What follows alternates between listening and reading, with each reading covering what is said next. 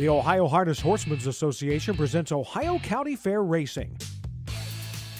Ohio County Fair Racing is presented by the Ohio State University Veterinary Medical Center, Big D Tack and Vet Supply, Cool Winds Farms, thestable.ca, and Midland Acres. Now let's go trackside for all the action.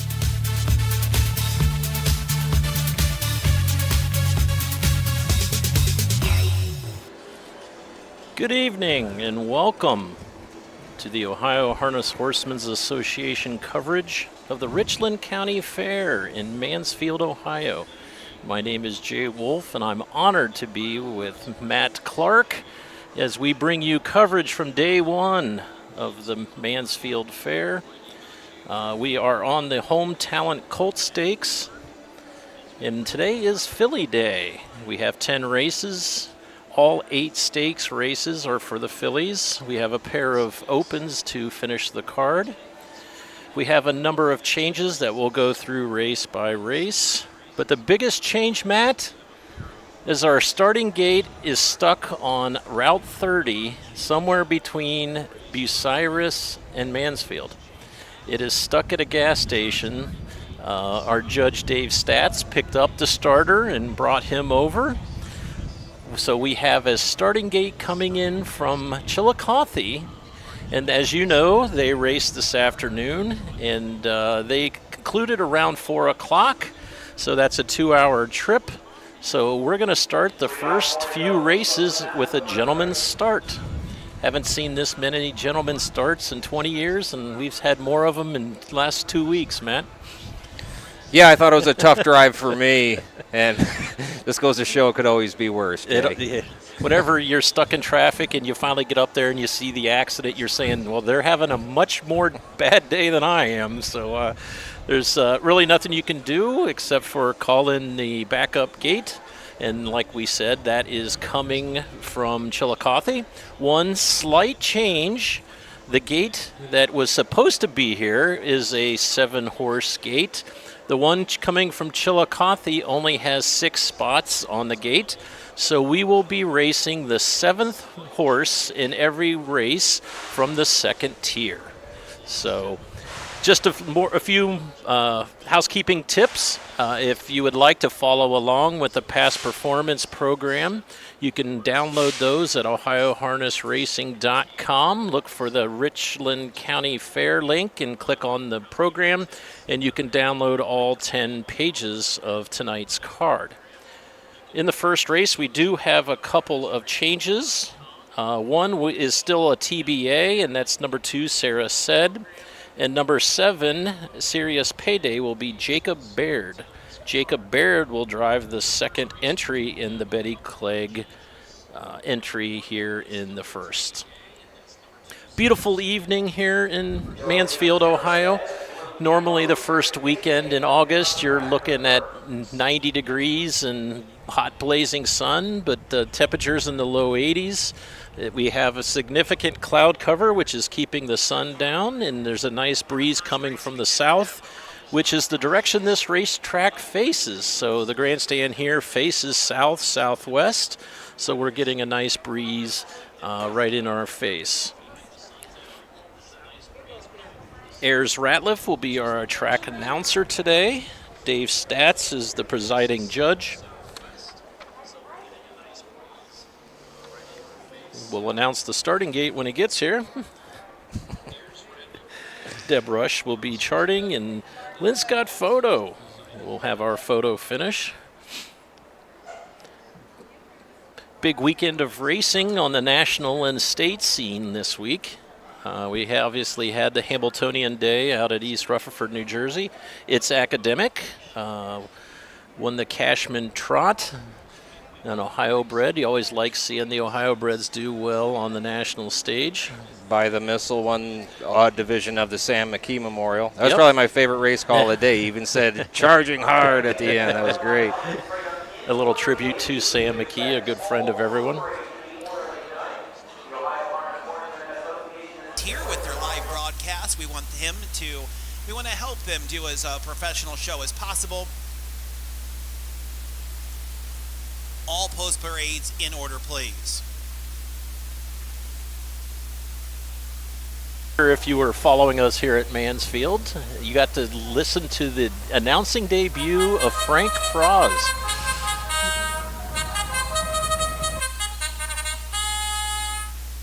So here they are for the first race. First Division Home Talent Colt Stakes, 2-year-old filly pacers for $6,317. The one is I Fly Solo and Logan Ebersol.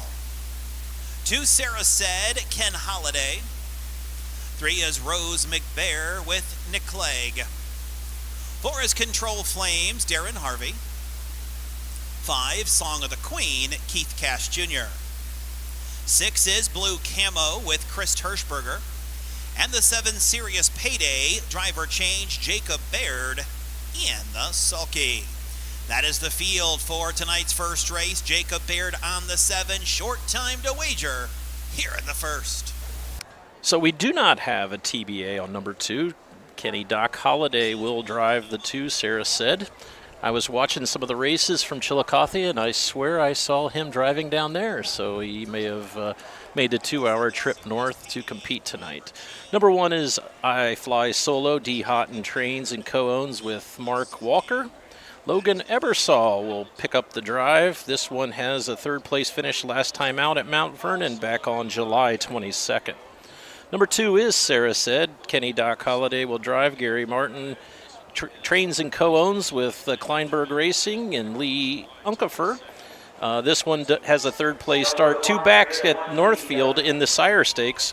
Last 3 starts have been in the Sire Stakes and have picked up checks in all 3 of those starts.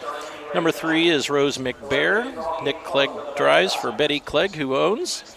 This one has 4 second place finishes and 9 starts.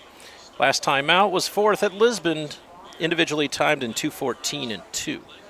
Number 4 is Control Flames. Darren Harvey trains and reigns. John Miller is the owner. Winless in 4 starts. Number 5, Song of the Queen. Isaiah Shrake trains. Philip Baldoff, North Royalston, Ohio. This one was a winner last time out in Lisbon, timed in 2:12 with Keith Cash Jr. in the bike that day as well. Number 6 is Blue Camo. Chris Hirschberger trains and reigns. Ben and Ava Byler from Frederickstown. This one is 1 for 4 on the season. That win was at Carrollton back on July 18th. And number 7, Serious Payday. Jacob Baird will get the drive. Betty Clegg owns and trains. This one is 0 for 10 in the year. Last time out was 3rd place finish at Lisbon with Nick Clegg in the bike that afternoon. As we mentioned, we will be using a gentleman's start here for the first few races until our starting gate gets here.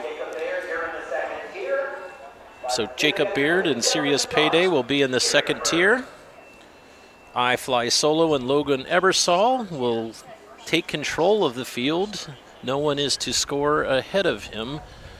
So Logan, the first or 2nd year driving, now gets to be the head honcho here in the gentleman's start. The field of 7 is gathering up at the backstretch, and we'll turn it over to Ayers Ratliff for the call of the first. 2-year-old filly pacers going for a purse of $6,317 here at Mansfield. Horses are bunching up there. They're ready for a start for the first race. It's 84 degrees. The track is fast. And it's post time here at the Richland County Fair. They're at the top of the stretch, 2-year-old filly pacers for $6,317, and here they come.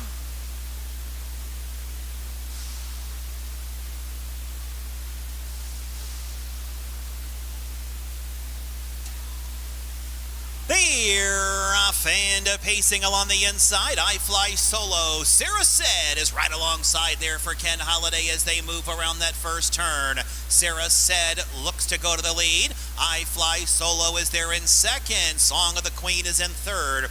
Control Flames is in early 4th. Rose McBear is in 5th. Then on the outside, Blue Camo and Serious Payday. That's the trailer as they pace on to the initial quarter here. And with the lead, it's Sarah Said and Ken Holiday out there and on the lead, 29 seconds flat. I Fly Solo is there in 2nd, a few lengths back to Song of the Queen in 3rd. Over there 4th is Control Flames, a few more than to Blue Camo. Then we have Rose McBear. Serious payday as they will roll off the turn and pace down here to the half, and they're being led by Sarah Said. Sarah Said out there by 2.5 lengths over I Fly Solo second. Song of the Queen is there in third. The half in 58 seconds. The end of the turn they go. Sarah Said imposing her will on this field. She leads them now by 4.5 lengths. I Fly Solo second. Further back, off stride, Song of the Queen. Getting around her, Control Flames. Then it's Blue Camo as they move up the backstretch to 3/4. And Sarah Said, your 3 to 5 favorite, is a jog burger tonight. She leads them out there by 7.5 lengths. 1:28 and 4. I Fly Solo is there in second. Off stride, Control Flames. Rose McBear is up to third. Moving around this final turn. And if this was a fight, they'd have stopped it. It's Sarah Said, who's just absolutely large and in charge. It is Sarah Said who is in hand here. Sarah Said, and a complete and total romp in the first. Time of the mile, 1:59 and 2. I Fly Solo second. Rose McBear will get third.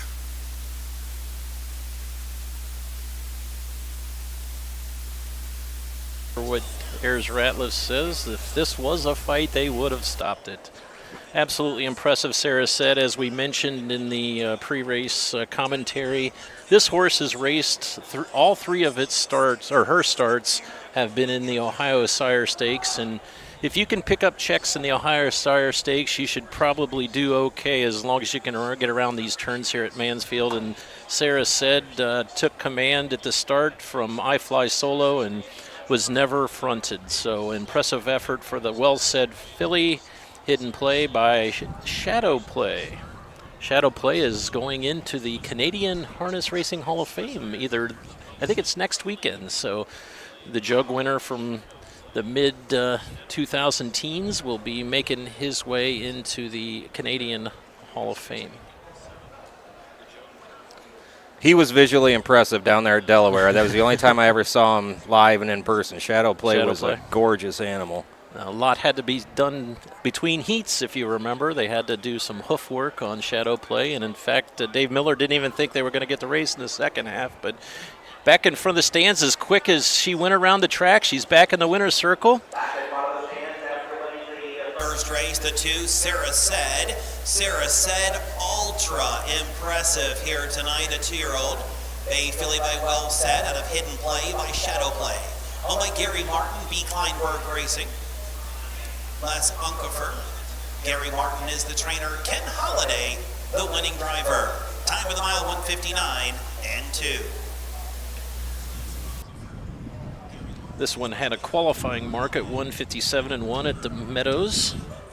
Obviously, that's a 5/8 mile track. Anytime you can take a sub 2-minute mile here at the county fair, you have an impressive filly, and she doesn't really want to stand still, so hopefully they go quickly here in the winner's circle. 8, 7, 6, 5, 4 on the bottom, 29, 58, 128 and 4, 159 and 2.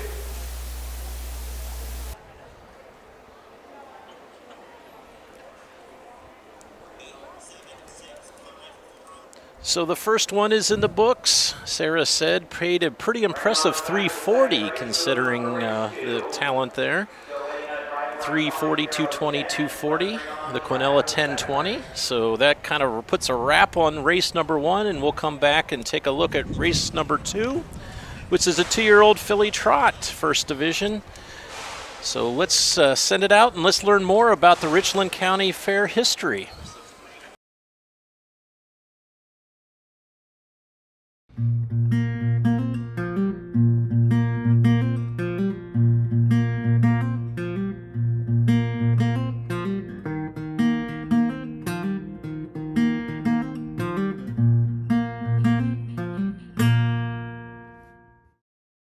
The world looked much different when Richland County Fair in Mansfield, Ohio was held for the first time in 1849. Baseball was only a decade old and fair admission was 10 cents. However, even after 170 years of progress, the heart of Richland's fair has not changed. Agriculture has and continues to be a staple in the community. The best livestock and produce were exhibited here, and soon the Richland County Fair was well respected. The Ohio State Fair was even hosted in Mansfield in both 1872 and 73. Harness racing was the reason for moving the state fair to Mansfield. The track at the Ross County Fairgrounds was considered the best half mile around. As time went on, the horse industry expanded. In the late 1960s, Mansfield held the largest draft show in Central Ohio and grew their racing venue to quarter horses. However, it's the standardbred harness horse that prevailed and remains a highlighted event for the fair today. This season, the Richland County Fair is a member of the Home Talent Colt Stakes and hosts 2 evenings of live-action harness racing. History, tradition. For over 100 years, 2- and 3-year-old trotters and pacers have started their careers on the tracks of the Home Talent Colt Stakes. See the future stars of Ohio harness racing at one of the Home Talent's 15 tracks. The stars of tomorrow are racing at a track near you today. The Home Talent Colt Stakes. You can't win them if you aren't in them.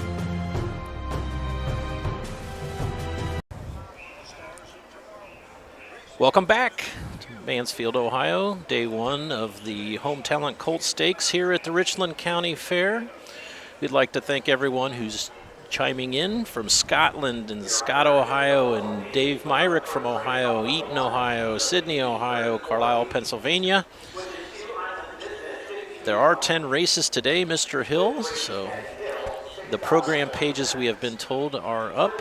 So we're watching from Darke County and Stark County and Morrow County and Jefferson, Wisconsin. So thank you everyone who is joining in. If you have any comments or questions, please put them on Facebook and we'll do our best to get to them. Cheektowaga, New York. Have we been practicing that? For those who are just joining us, we will be using a gentleman's start here for the next probably hour or so. The starting gate broke down en route, is currently at a gas station on Route 30 near Bucyrus. So they put the call out, and the starting gate that was in Chillicothe this afternoon is on its way. So instead of delaying the races, we'll be using a gentleman's start. For those who are new to the sport, first of all, welcome. Gentleman's start is the race will be conducted without a starting gate, and the field will be in control of the driver of the number 1. So the next race will be Jason Thompson. So very orderly start there, I'll give them in race number 1. For 2-year-old filly pacers with a gentleman's start, that was a pretty good start for all. We talked a little bit about the national scene last night at East Rutherford, New Jersey. We'd be remiss if we didn't talk about the Ohio Sire Stakes, or Ohio State Fair Stakes, at Scioto Downs. Some good miles. Minor upset there in the 3-year-old Colt Pace. A pair of upsets. The Noble family won the first division, and the second division was won by Duncan. So if you've been following the harness racing action here on the OHHA Facebook page the last 2 weeks, you probably saw Duncan, because the Cleggs have been racing it quite often at the fairs and dipped his toe into the State Fair Stakes at Scioto and came away the winner last night. So if you see Nick Clegg on the backstretch, probably still has a smile on his face. Matt, I'm like in baseball, I'm like what they call a late season call-up. This is my first fair of the year, and August 6th, is it? Great having you back in the broadcast booth, Jay. Thanks, Matt. I've been looking forward to this one. I had this one marked on my calendar, the return of Jay Wolf. Yeah. And I've been thinking, Tom Pye has a nickname. Roger Houston has a nickname. I think you deserve a nickname. How about the Encyclopedia? Smiley? The horses are on the track for the second race. We'll send it up to Ayers Ratliff for the post parade. The call to post for race number 2, 2-year-old filly trotters, a purse of $6,417. One is She's a Bee and Jason Thompson.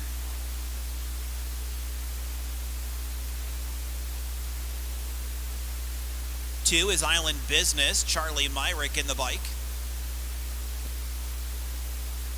Three is Taddy Hill and Don Irvin Jr. The four, Emma Michelle, Chris Hirschberger, the pilot. Five is Aero Jen, Make That driver, Ken Holliday.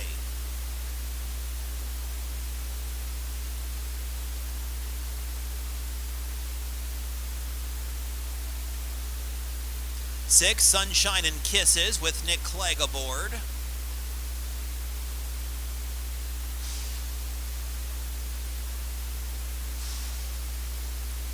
And the seven is Home Run Queen with Darren Harvey in the sulky.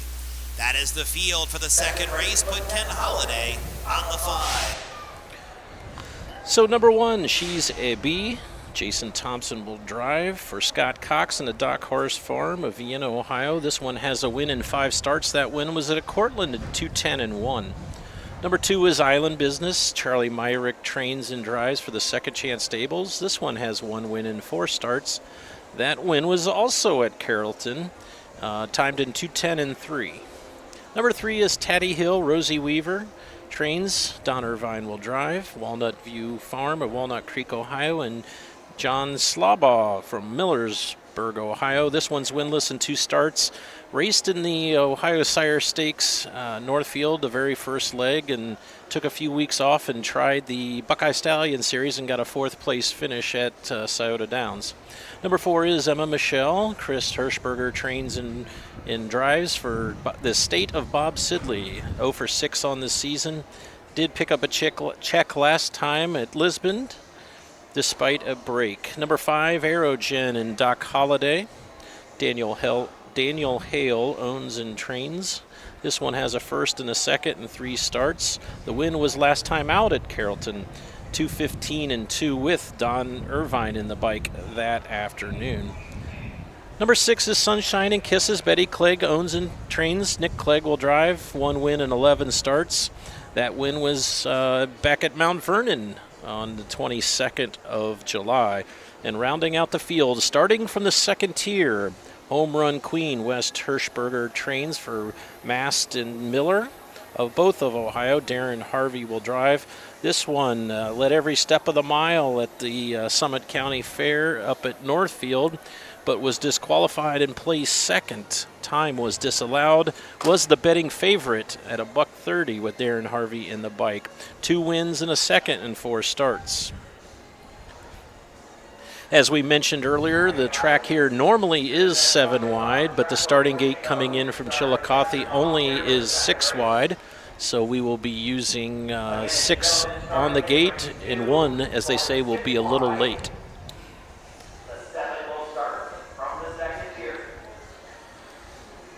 The horses are meandering there in the backstretch, and the horse that's supposed to be taking the pole is in the infield, so we'll have to...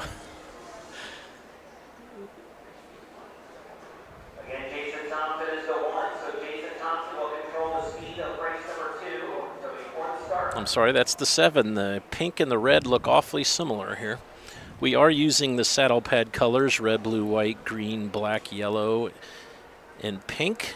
So, like they do at the raceways. 2-year-old filly trotters, a field of 7 going towards the backstretch. We'll turn it up to Ayers Ratliff for the call. Side.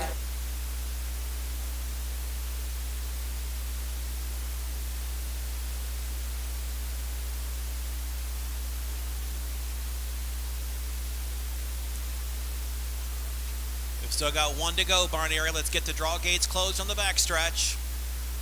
Field of 7. 2-year-old filly trotters. Top of the stretch.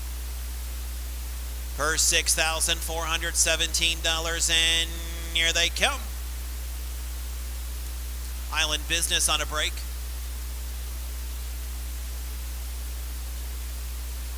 Aerogen on a break. The others are off and trotting and trying to fire from the outside. Sunshine and Kisses She's a Bee is at the rail. Emma Michelle is up on the outside. Home Run Queen is there along the rail. Home Run Queen getting a bit rank. She's off stride. Emma Michelle is off stride as they will now move on into the back stretch. And Sunshine and Kisses goes out there with the lead. She's a Bee is there in second. It's Taddy Hill in third. Over there to be fourth. Aerogen is back down trotting. Home Run Queen is also trotting and trying to catch the others. Opening quarter in 32 and 4. Then we have Taddy Hill and Island Business. Up into the turn they go and out there with the lead. It is Sunshine and Kisses. Clegg is the leader. Over there in second, She's a Bee. It is Taddy Hill who is third. Now moving up on the outside, Home Run Queen. Down at the rail comes Aerogen as they come down here to the half. Further on back to Island Business and the trailer Emma Michelle. Moving on by the half and on the outside, Home Run Queen is up to confront Sunshine and Kisses. 1:07 the halftime. Into the turn they go. Home Run Queen gets the lead. Sunshine and Kisses second. Aerogen is on the outside third. Moving up now is Taddy Hill. At the rail is She's a Bee. Then comes Island Business and Emma Michelle way back. She stopped off for a funnel cake as they go on to the 3/4 mile mark of the race. And with the lead, it's Home Run Queen. Up on the outside, Aerogen in second, 1:38 and 1. In and around their final turn, Home Run Queen with the lead. In there to be second, Aerogen. On the outside, Taddy Hill in third. Fourth at the rail is a Sunshine and Kisses at the top of the stretch. And it's Home Run Queen trying to hit it out of the park here. Trying to move into second is Taddy Hill. It is Home Run Queen. Home Run Queen. The Queen is supreme tonight. Tight for place. Time of the mile, 2:09.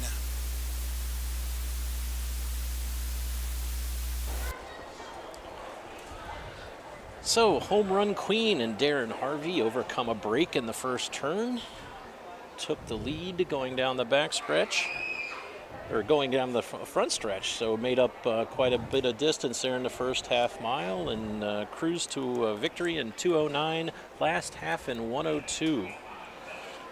Sunshine and Kisses took the early lead and got to the quarter in 32 and 4, and Nick Clegg tapped the brakes a little bit, going to the half in 1:07, allowing those who broke in the first turn, there were 4 of them, to make up some ground. Aerogen and Home Run Queen both broke in the first turn and will finish in the top 3. Very close for place. Real tight. I couldn't call that. We're right on the finish line, and I'm usually pretty good at saying, oh, okay, this one edged the other one, but don't want to make a mistake in race number 2. Home Run Queen, third win in 5 starts. As we mentioned earlier, this one was disqualified and placed second last time out. Don't think we're going to have such a disqualification this time. She lost a ton of ground. Yeah. I mean, I thought she was going to fall down there for a minute. That was kind of a dirty break she made there. But, boy, she's good looking when she's trotting, though. Full count. There's the sire that's gone underrated for a long time here in the state of Ohio.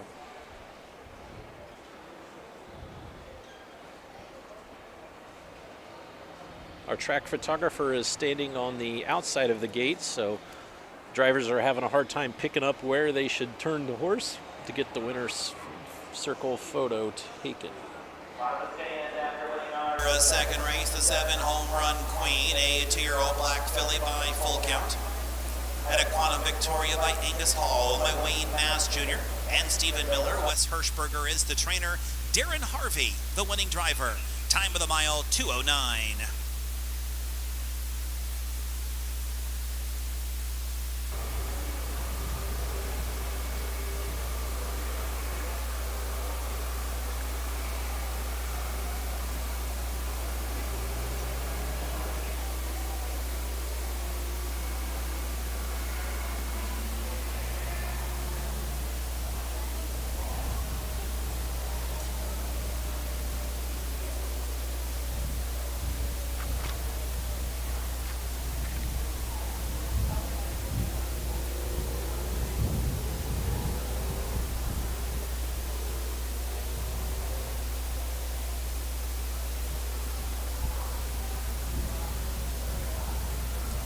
She's a Bee was 4th, Island Business 6th, Tanny Hill 2nd, Emma Michelle 7th, Aerogen 3rd, Sunshine and Kisses 5th, Home Run Queen the winner.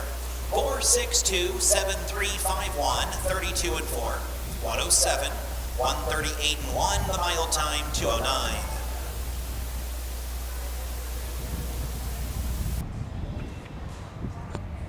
So there you go, number 7, Home Run Queen. Darren Harvey picks up the win. Last half in 102, last quarter 30 and 4, picks up the 3rd win in 5 starts. And with that, we'll move to the 3rd. Not before we hear some words from the OSU Vet Med and Big D's and Midland Acres. Your animals provide unconditional love. When they hurt, you want the best care available to help them enjoy life again. The Ohio State Veterinary Medical Center is here for you and for them. From heart disease to cancer, diabetes to broken bones, and 24-hour emergency services, Ohio State's team of experts make a difference in the lives of animals and the family members who love them. The Ohio State Veterinary Medical Center. When you need supplies for your horse, one name stands out: Big D's. Since 1974, Big D's Tack and Vet Supply has been the equine experts you can trust. Whatever your horse needs is available at Big D's Tack and Vet Supply. Visit the retail outlet in Streetsboro, Ohio, or order online at bigdweb.com. Most orders shipped that day, or call 1-800-321-2142. Big D's Tack and Vet Supply. For over 50 years, Midland Acres has provided top-quality Ohio-bred colts and fillies. As a third-generation farm with 500 acres of pasture for breeding to boarding and on-site veterinarian care, we understand the importance of delivering well-cared-for and well-mannered yearlings. Get in the winner's circle with the yearlings by Fear the Dragon, Yankee Cruiser, Pet Rock, Long Tom, and Bit of a Legend. Midland Acres, doing our best to bring you the best. Welcome back as we head to race number 3, 3-year-old filly Pacers, going for a purse of $6,050. Field of 7, we do have a couple of changes. Number 2, Cruisin' Abigail, will be driven by Jason Thompson. And number 6 is TBA. Busy week here in the state of Ohio. Matt and I will be back tomorrow to bring you day 2 action here at Mansfield. We have 7 events tomorrow. Tomorrow is the Colts. We'll go at it. Then Tuesday, we head to Urbana. Urbana, the Buckeye Stallion Series will be invading Urbana Tuesday night. Post time, I believe, is at 6:30. Yep, all 3 days, Tuesday, Wednesday, Thursday. 3 days at Urbana. The opening day is Buckeye Stallion Series. They also have a leg of the Terry Holton Youth Driving Championship. So that was a staple here in the state of Ohio in the 80s and early 90s, and I'm glad to see it's back. It is available for drivers with qualifying and fair licenses, from 25 to 16. So the next generation of drivers here in the state of Ohio will be competing in the Terry Holton Series. I believe there's 4 going postward on Tuesday for that. There will also be a $10,000 Signature Series trot Tuesday at Urbana. And then we come back Wednesday and Thursday with your traditional fair events. So looking forward to it. We'll have to give Richland County Fair the award for the largest water truck. I could not believe the first time I saw that thing go around. It can reach half of this track, and it's a wide track. Yeah, it's a wide track, and that's definitely the largest water truck I've seen. Up in Clinton, Ontario, at the Clinton Raceway, they have a broadcast spreader that will literally do the entire track at one time. So they have to keep all the horses off until the truck makes one pass around. So 3-year-old filly Pacers, as we mentioned, a field of 7. We're getting some suggestions for a nickname for you, Matt. Conductor Clark. Okay. Someone Let's keep it clean, folks, though. I don't mind you doing this, but somebody says Brad Conrad needs a nickname. I sort of gave him one. I don't know how many people. The Lens. Okay, yeah. The Lens and the Voice. So I just think it works well, but we'll see here. Again, if you have any comments or questions, we'd love to have you.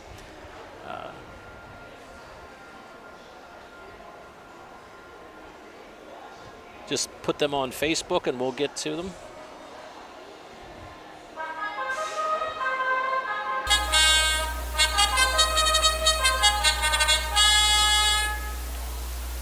That's the call to post for race number 3, Home Talent Colt Stakes, First Division, 3-year-old filly pacers, a purse $6,050. 1 is Hell of a Night, Emmanuel Miller.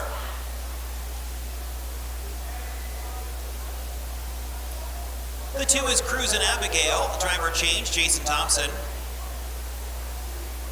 3 is Hang On Abigail and Mark St. Louis Jr. 4, Rich and Articulate, Keith Cash Jr. 5, Trey Rock with Eric Miller. 6, Miss Steffi Check, make the driver Ken Holiday. And the 7, Chasen Chesney with Chris Hirschberger and the Sulky. That's the field for the 3rd race, Ken Holiday on 6, Jason Thompson on 2. Number 1 is Hill of a Night. Emmanuel Miller drives for Herben Hagerman, who co-owns with Charles Reeve. This one has 1 win, 1 second, 1 third in 12 starts. That win came in Paulding over the sloppy track. Number 2 is Cruisin' Abigail. Jason Thompson will pick up the drive for Marion Chupp, who owns. This one is winless in 22 lifetime starts. Picked up checks in last 2 starts at Northfield Park and at Mount Vernon. Number 3 is Hang On Abigail. Mark St. Louis Jr. will drive for Mike Metters, who co-owns with Jerry Summers. This one's 1 of 13 on the season. That win was in 155-1 at Scioto Downs. Number 4 is Rich and Articulate. Stephen Harris trains for Tiffany Harris of East Canton, Ohio. Keith Cash Jr. will drive. 2 of 15 on the season. Last time out was a winner at Lisbon in 2:06-3. Number 5 is Trey Rock. Vernon Beachy co-owns and trains with First Up Racing. Eric Miller will drive. This one had everything but wrapped up at Lisbon and broke late in the stretch and finished 4th. Led every step of the mile up until that break. Has 5 wins and 16 starts, 11 of 16 on the board this season. Number 6, Miss Stuffy Check. Ken Holiday will pick up the drive for owner-trainer Daniel Hayes. 2 of 14. That one of the fastest win is in 156-1 at Northfield.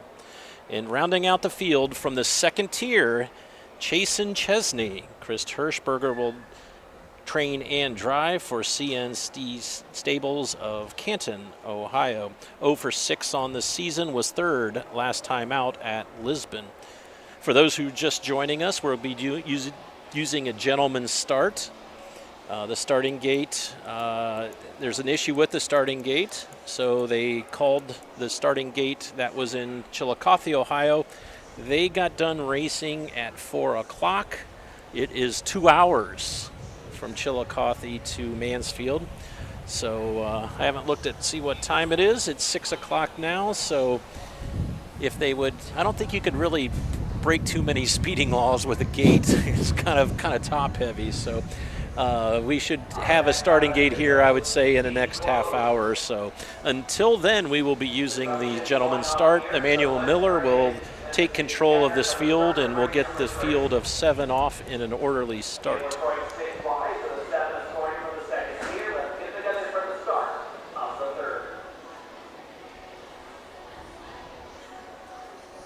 I think we can forgive Trey Rock for that last break. It just seemed uncharacteristic, and I've been to Lisbon. That's a tough track to navigate down there. It's almost a paper clip. It's 2 straights with the turns.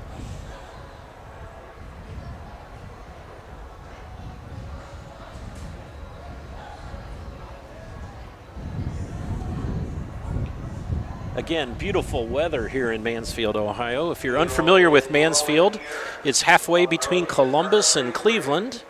So Chillicothe's an hour south of Columbus, so that's your 2 hours. And the field of 7 going into the far turn, and we'll send it up to Ayers Ratliff for the call for the 3-year-old filly Pace. Making their way to the top of the stretch for the 3rd race, and here they come.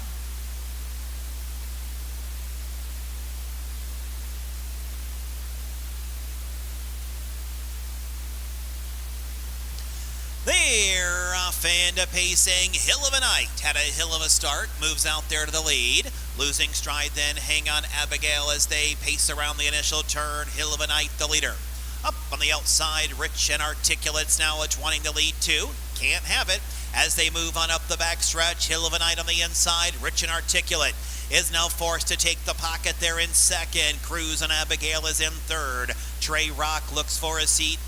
Couldn't find it. Now trying to move up. Get in there 3rd. In there to be next comes Chasen Chesney, 29 and 4. Miss Steffi Check is moving to the outside. Hang On Abigail, the trailer. They move on into the turn. They're all chasing Hill of a Night. Trey Rock on the outside in 2nd. She's now lapped onto the leader. Along the inside, Rich and Articulate 3rd. Chasen Chesney is trying to move up. Cruz and Abigail is on the outside. Then we have Miss Steffi Check and Hang On Abigail trailing as they move on by the half. Hill of a Night's out there by a head. 1 minute, 1/5.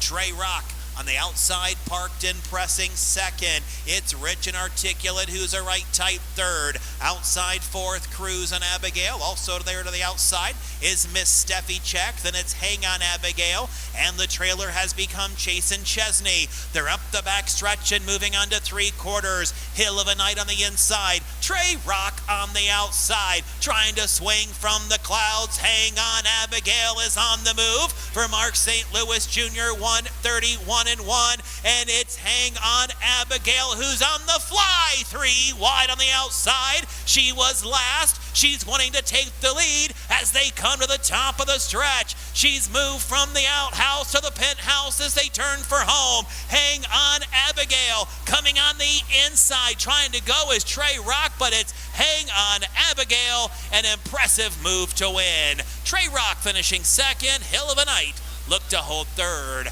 Time of the mile, 2:01. Wow. Going down the backstretch, Hang On Abigail looked like there was a wall of horses in front of them. They were going like Noah. They were 2 by 2 by 2, and unfortunately, Hang On Abigail didn't have a partner and had to swoop 3 wide down the backstretch, round the final turn, and drew off for co-owner Mike Metters and Jerry Summers of Pataskala and Pickerington, Ohio. Mike Metters has been in this game an awfully long time. Hang On Abigail, the 3-year-old black filly from the Ponderosa. Hang On's Lucy Q, KF St. Patrick. There's an oldie but goodie from the state of Ohio. Didn't really have many chances to be a stallion, but through this mare, Hang On Susie Q. Do you remember who drove that horse? KF St. Patrick. Was it Russell Swartz? Russell Swartz. Russell Swartz did an awful lot of driving for Mike Metters back in the day. I was thinking more of Henry Kaufman, I believe, was the owner of KF St. Patrick. Unofficially, Trey Rock held on for 2nd, and Hill of a Night looked like hung on for 3rd. A photo for 4th and 5th between Cruz and Abigail and Miss Steffi Check. Big try, $124. Mark St. Louis lighting it up. That was a big move. He usually does his best work on the front end, but he had that thing rolling around the last turn. Yeah, they were. The Ericks and Emmanuel, the Millers were going at it. Emmanuel Miller on a Hill of a Night was not going to release first Keith Cash Jr. and Rich and Articulate, and then Trey Rock found himself challenging. I don't think that one ever saw the pylons the entire mile.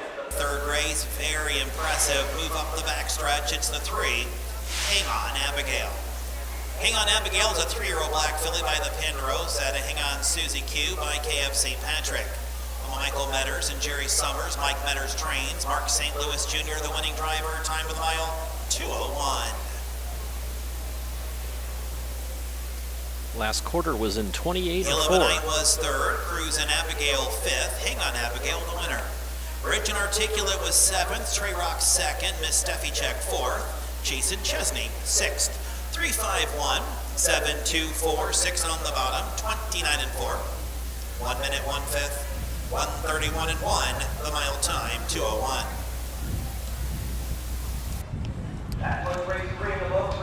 So we have 3 in the books. We'll turn the program page to race number 4 to find 3-year-old filly trotters. First of 2 divisions, this one going for $5,734. A field of 6, and we will come back after a word from DAC Vitamin in thestable.ca.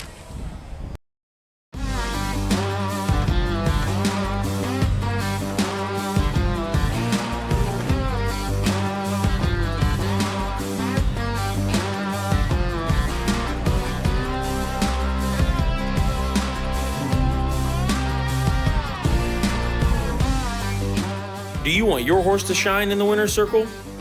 Feed DAC Oil. It makes a world of difference.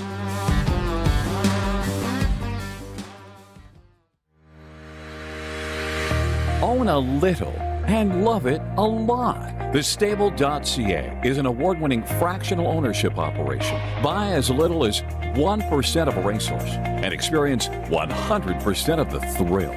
Thestable.ca makes ownership easy, accessible, and affordable. Communication and customer service are at the heart of everything we do.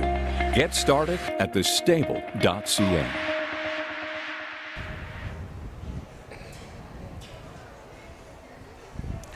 Welcome back to Mansfield, Ohio, Richland County Fair. Thestable.ca, one of our sponsors, had a big win yesterday on Hambletonian Day. While it was not one of the major stakes races, it's never bad to win on Hambletonian Day, no matter. It wasn't with an Ohio bred, but I'm sure there were several Ohio owners a part of that group. I was thinking about that earlier today. There's not a horse in that program that I wouldn't love to have in my stable. I mean, everything that raced yesterday at the Meadowlands was a really fast horse. So, obviously, I paid a little bit more attention to the cane pace, being that these are mostly all eligible for the jug here in September. Confederate again won for the 3rd straight time in sub 48. So, did you ever think you would see horses with streaks of sub 48 miles? No. He is not eligible, or he is? No, he is jug eligible. Brian Brown finished 2nd with 7 colors. That one too is jug eligible. The 3rd horse is Christchurch, named for the capital, I believe, of New Zealand, or one of the larger cities in New Zealand, is not jug eligible. But any 3-year-old colt pacer or gelding pacer can be eligible for $45,000. And as hopefully everyone read, this year's jug is expected to have a purse of $1 million. So I know our friends at Northfield Park are getting ready for their Milstein Memorial. I was talking to Dave Bianconi today via text. He's got a horse coming in from Iowa that I believe is 16 for 16 lifetime. Really? That's worth tuning in to see, I guess. I had no idea. Yeah, and the same connections had a horse in 5 or 6 years ago, finished 3rd in the Milstein. So if you remember Jimmy Freight, wasn't Jimmy Freight an Iowa bred? Are you serious? They called him the. I had no idea. Yeah, I'm pretty sure they bought him from Iowa, but. Wow. So. We joke that we have the leaky roof circuit here in Ohio. They got the cornstalk circuit there in Iowa. Have you ever seen any races from out there? I've seen a few highlights on YouTube and things like that, but. I mean, county fair races? Yeah. Yep. Huh. They have some cool names like What Cheer. Okay, I've seen that on like the entry page. I was wondering, where is that? I think they race in Ottumwa, home of Radar O'Reilly from MASH. See, you got to get your Iowa. I guess.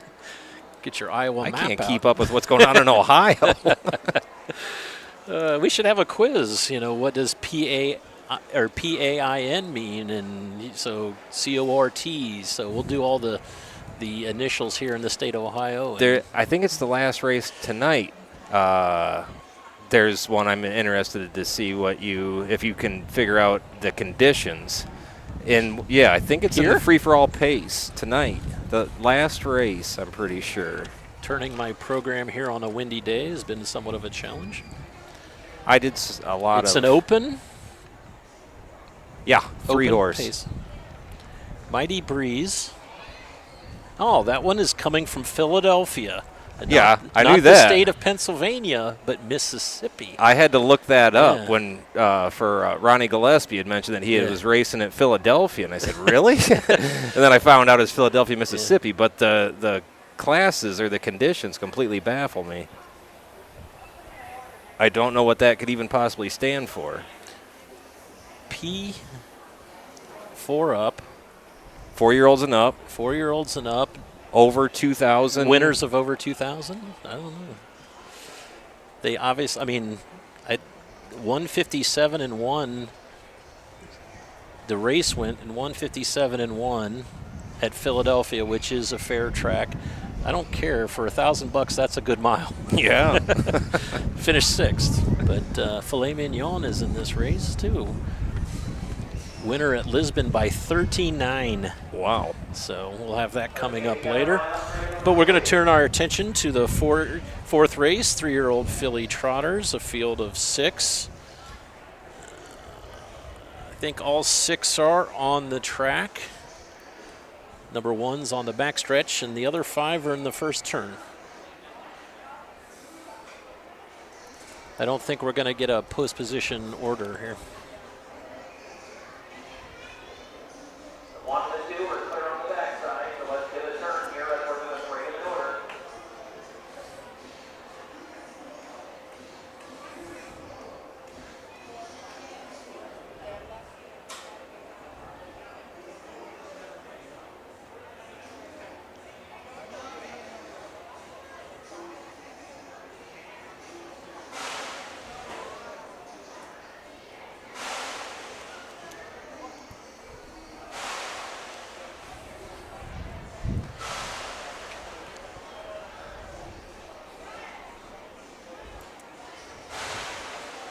I think the first one to spot the starting gate coming down off the hill wins.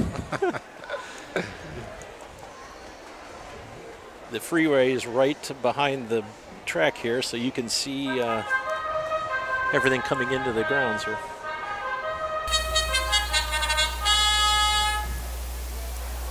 Here are the trotters for the 4th race. 3-year-old fillies. First $5,734. Don Irvin Jr. on 2. The 1 is Smoldering with Bud High. The 2, Golden Endeavor, make the driver Don Irvin Jr. 3 is The Last Next with Charlie Myrick. 4, Sweet Painted Lady, Jason Thompson. 5 is Miss Classy Girl, Jay Weller. And the 6, Queen of My Dreams, Emmanuel Miller, in the sulky. That's the field for race 4, Don Irvin Jr. on 2. Thanks, Ayers Ratliff, for that introduction. We'll take a little closer look. Number 1 is Smoldering, trained and driven by Bud High from Cardington, Ohio, who trains for Corey High, also of Cardington. 2 third-place finishes this season in his 2 starts, Bat Bowling Green and Tiffin. Number 2 is Golden Endeavor. Don Irvine Jr. picks up the drive for Herman Hagerman in a top-shelf stable.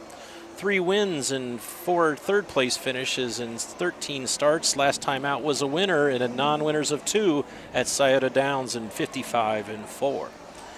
Number 3 is The Last Next. Charlie Myrick will drive and train for Second Chance Stables. 0 for 15 on the season, was placed second at Northfield in a non-winners of 1 last time out. Individually times in 1:57 and 3. Number 4 is Sweet Painted Lady. Scott Cox trains. Jason Thompson drives. Callum Racing of Chagrin Falls is the owner. 7 times on the board in 15 starts.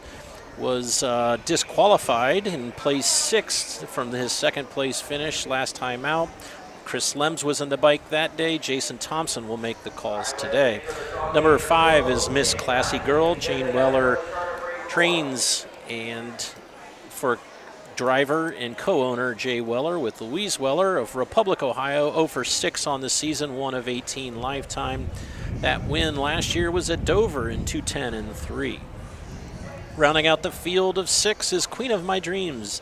Danita Harvey is the trainer and owner. Emmanuel Miller will get the assignment. 1 win in 3 starts. The win was last time out at Mount Vernon on the 22nd of July.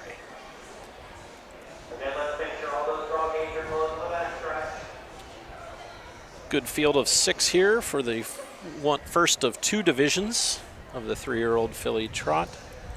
Purse $5,734. They're walking up the backstretch. And again, if you're just joining us, we're using a gentleman's start. So Bud High will get to command and will send the field off on the... So hopefully this will be the last start, gentleman's start. We're expecting our starting gate any time now.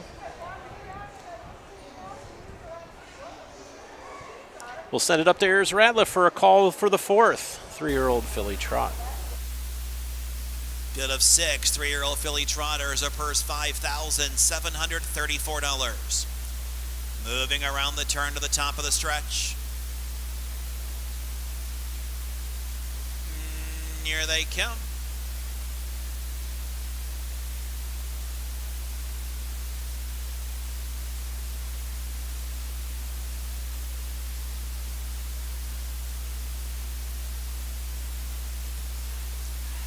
They're off and trotting except for the last next, who's on a break. Going out there is Smoldering, and Smoldering has them little legs a-churning and leads the way. In there to be second is Golden Endeavor. Sweet Painted Lady is there in early 3rd. Then it's Queen of My Dreams in 4th. Over there 5th, Miss Classy Girl, the trailer. It's the last next. So they will straighten up into the backstretch, and Smoldering, that little filly, she's on the lead by a length and a half. Golden Endeavor, Donovan Jr. not content in the pocket, and Golden Endeavor is now moving up on the outside, trotting by the initial quarter. Golden Endeavor on the outside wants to lead 34 and 2. Along the inside, Smoldering. Bud High tried to lull him to sleep there. Donovan Jr. had popped out, was having no more of that, and he's now out there wing-dinging on the lead. It's Smoldering who's now back in second, over there to be 3rd. It's Sweet Painted Lady. Queen of My Dreams is lost stride. Then we have Miss Classy Girl and the last next. As they move on by the half, Golden Endeavor is there in 104 and 1. Smoldering is there in second as they will move around the turn. Sweet Painted Lady 3rd. Miss Classy Girl is further back in 4th. Losing stride is the last next. And the trailer, Queen of My Dreams. They're into the back stretch and on their way to 3/4, and it's Golden Endeavor. And Donovan Jr., she's hot to trot by 4. Smoldering is there in second. Sweet Painted Lady 3rd. Miss Classy Girl in 4th. Queen of My Dreams is 5th. As they go by 3/4, 136 and 1. Golden Endeavor will try to seal the deal. Sweet Painted Lady is now trying to reel her in on the outside second. Smoldering is there in 3rd. Moving around the turn to the top of the stretch. Golden Endeavor. Sweet Painted Lady's on the outside, but running out of time. It's Golden Endeavor. Sweet Painted Lady coming, but so is the wire. Golden Endeavor will win. Sweet Painted Lady 2nd. Smoldering is 3rd. 207 and 1.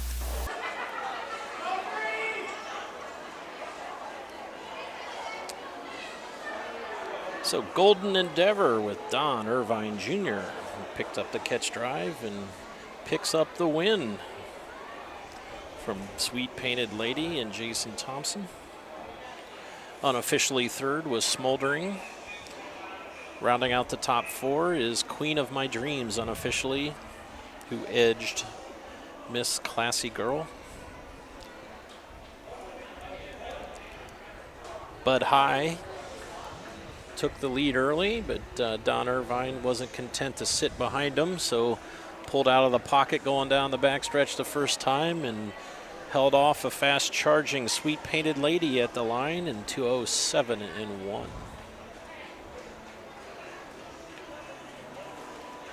Golden Endeavor is from the first crop of Enterprise, the Donerail Male Lucky W, owned by the Top Shelf stable of Brewster, Ohio. Herman Hagerman trains.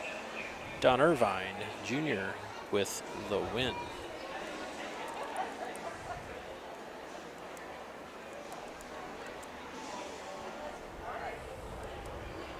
Didn't look like Bud High really wanted to let Don Irvin go too bad there. I don't know if he's just trying to sting him a little or really wanted him to sit back in the 2-hole. Ayers made a few comments about the size of Smoldering. Yeah. I guess I didn't really pay attention in the warm-ups, but when there's horses around him, she didn't look very big. Winning the 4th race, it's the 2 Golden Endeavor, a 3-year-old bay filly by Enterprise, and a Lucky W by Donerail on my Top Shelf stable. Herman Hagerman trains, and Don Irvin Jr., the winning driver. Time of the mile, 2:07 and 1. Golden Endeavor was a winner her last start at Cider Downs and scored right back again here tonight. Don Irvin Jr. was last year's inductee into the Ohio Harness Racing Hall of Fame. He is 72 years old, still driving professionally. He has 7,649 lifetime wins, almost $40 million in purse earnings.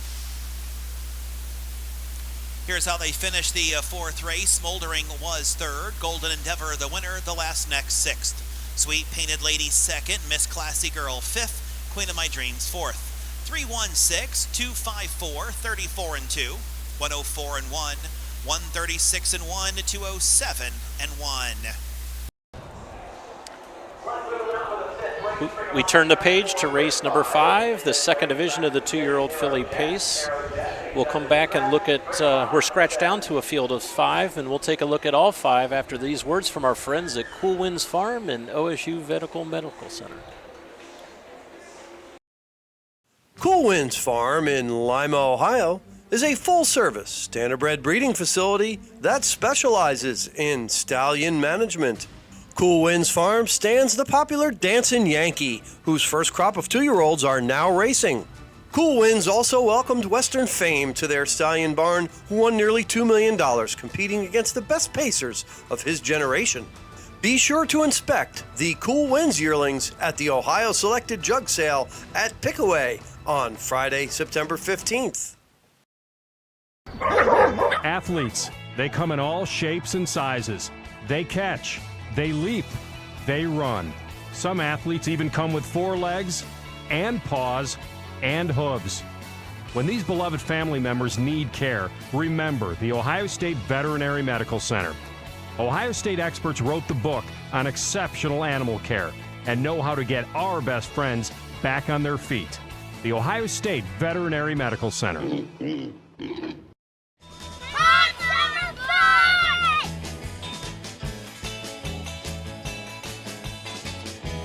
Sun's out, guns out, hot summer fun.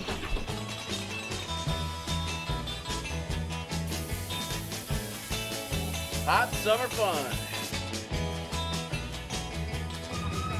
Hot summer fun.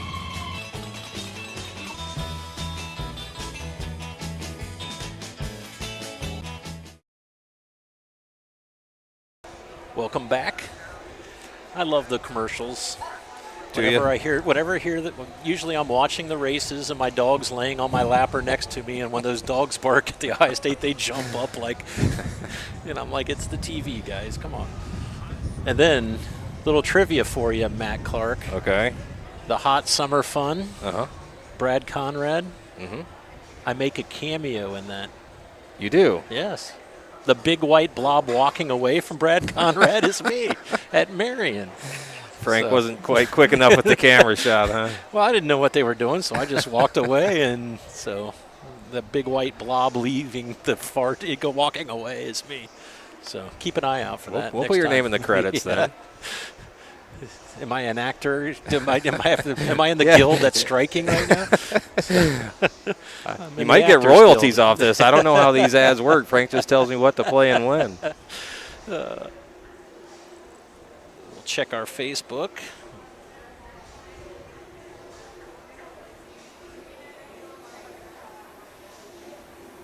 Still no starting gate. Watching from Vincennes, Indiana.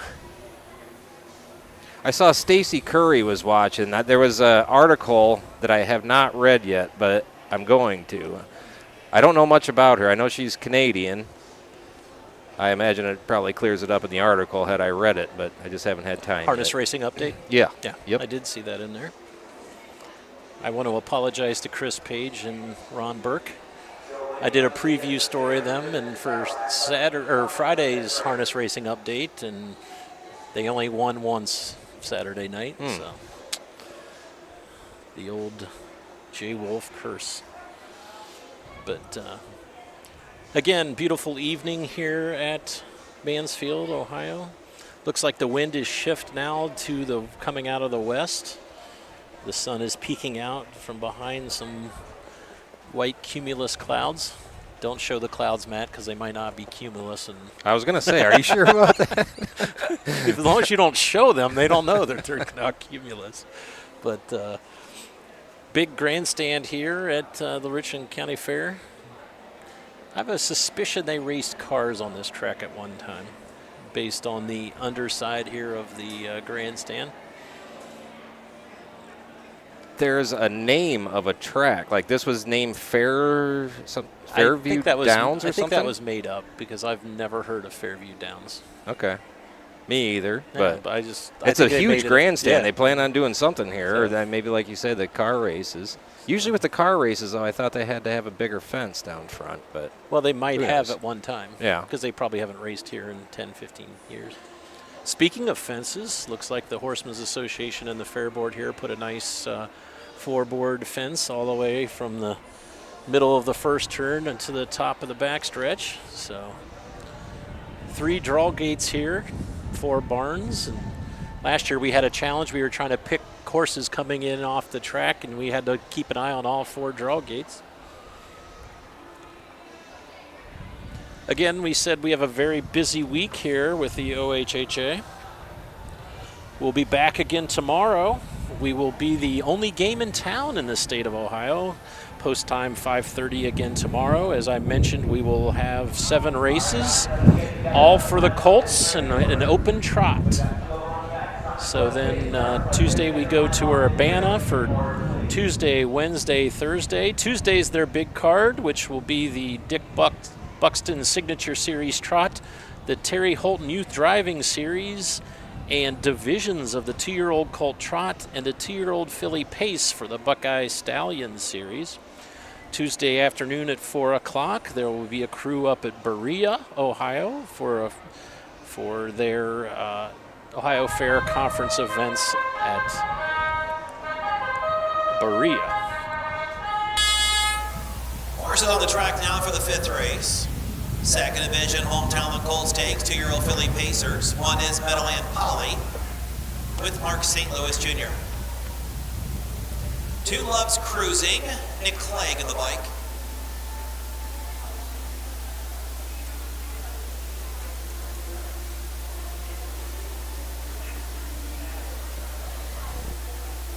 Three is The Biggest Affair, and Drew Neal.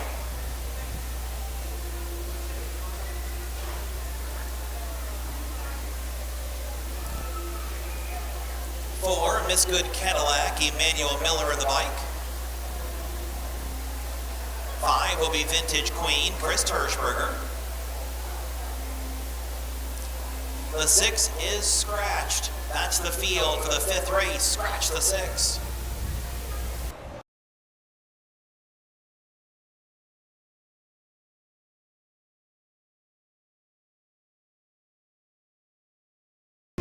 wins. Mike Metters looks for his second training win of the day, as does Mark St. Louis Jr., the driver. 0 for 3 lifetime. Last time out was a 5th place finish at Bowling Green.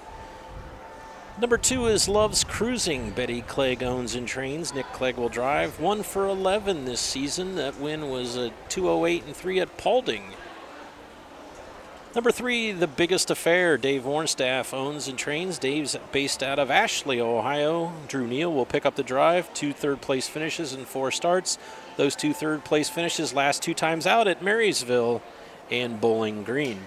And number 4, Good Miss Cadillac. Herman Hagerman trains and co-owns with Charles Reeve and Martin Yoder from Mount Eaton, Ohio. This one has been on the board all 4 starts, has won second place and 3 third place finishes in her 4 starts. Number 5, rounding out the field, is Vintage Queen. Chris Hirschberger trains and drives. Danny Ray Hostetler from West Farmington, Ohio.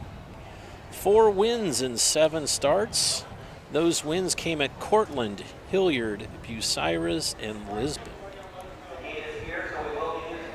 Ooh.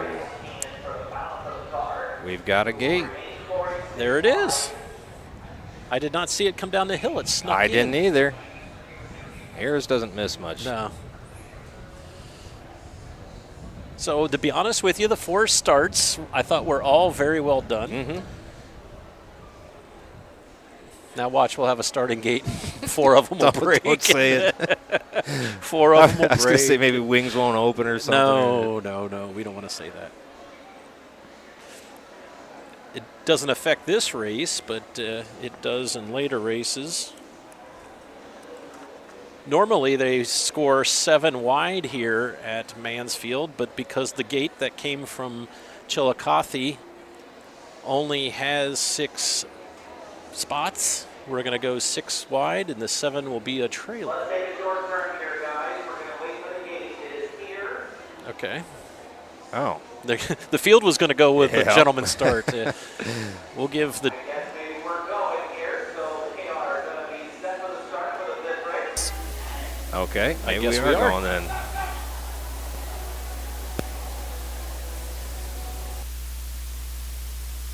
Go to 5 2-year-old Philly Pacers per $6,317. They're into the stretch, and here they come.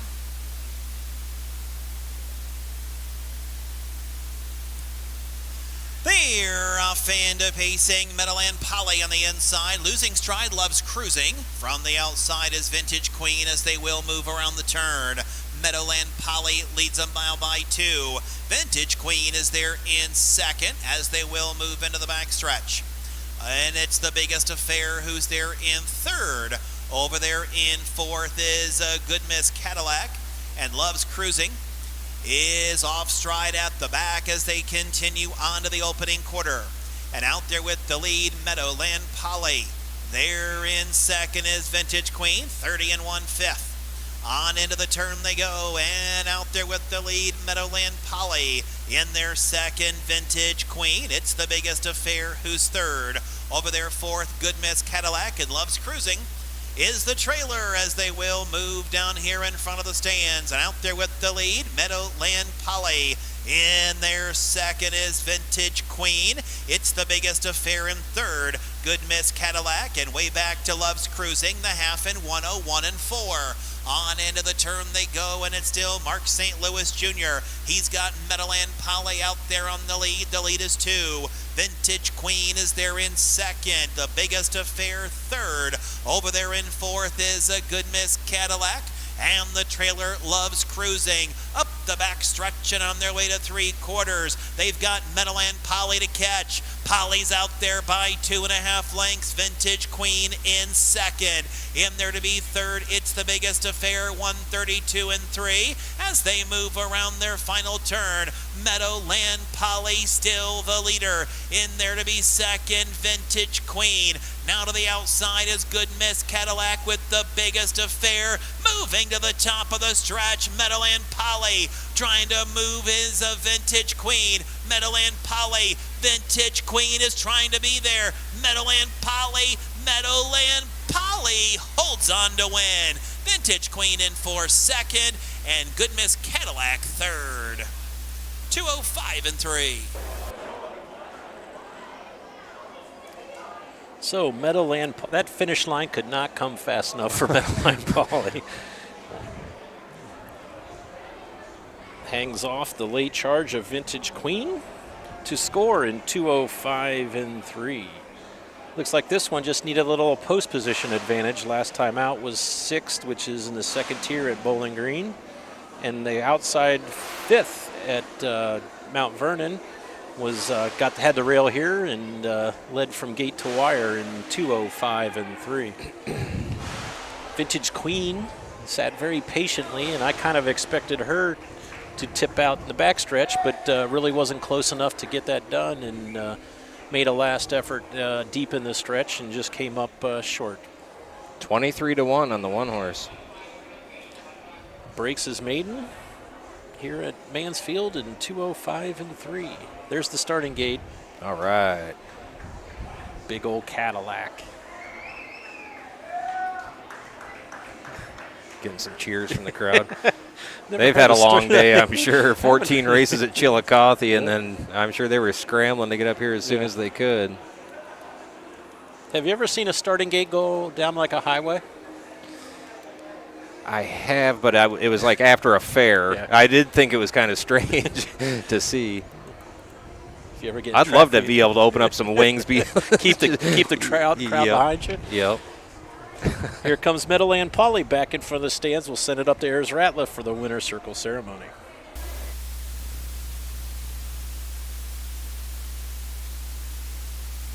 Nick Clegg to the starting gate, please. Nick Clegg to the starting gate. Back in front of the stands after winning the 5th race, it's the one Meadowland Polly. Meadowland Polly, a 2-year-old bay filly by Lost for Words. Out of Meadowland Noble Tam by Nobleland Sam. Owned by Tamara Hubler. Mike Metters trains Mark St. Louis Jr., that winning driver. Time of the mile, 2:05 and 3. Meadowland Polly was the winner. Loves Cruising 5th, The Biggest Affair 4th. Good Miss Cadillac 3rd, Vintage Queen 2nd, Arrow Jess scratched. 154-32 scratch, 30 and 1/5, 101 and 4, 132 and 3, 2:05 and 3. So Mark St. Louis Jr. and Mike Meadows is the first to double up here at Mansfield as we halfway through the program. And we'll turn it on to race number 6, but not before we hear from Big D's in Midland Acres. When you need supplies for your horse, one name stands out: Big D's. Since 1974, Big D's Tack and Vet Supply has been the equine experts you can trust. Whatever your horse needs is available at Big D's Tack and Vet Supply. Visit the retail outlet in Streetsboro, Ohio, or order online at bigdweb.com. Most orders shipped that day, or call 1-800-321-2142. Big D's Tack and Vet Supply.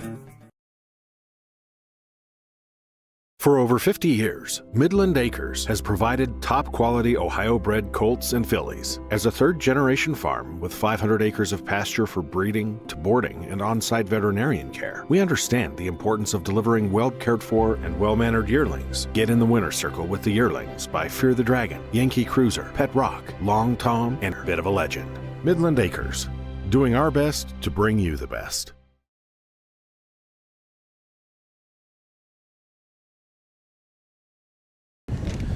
All right, welcome back.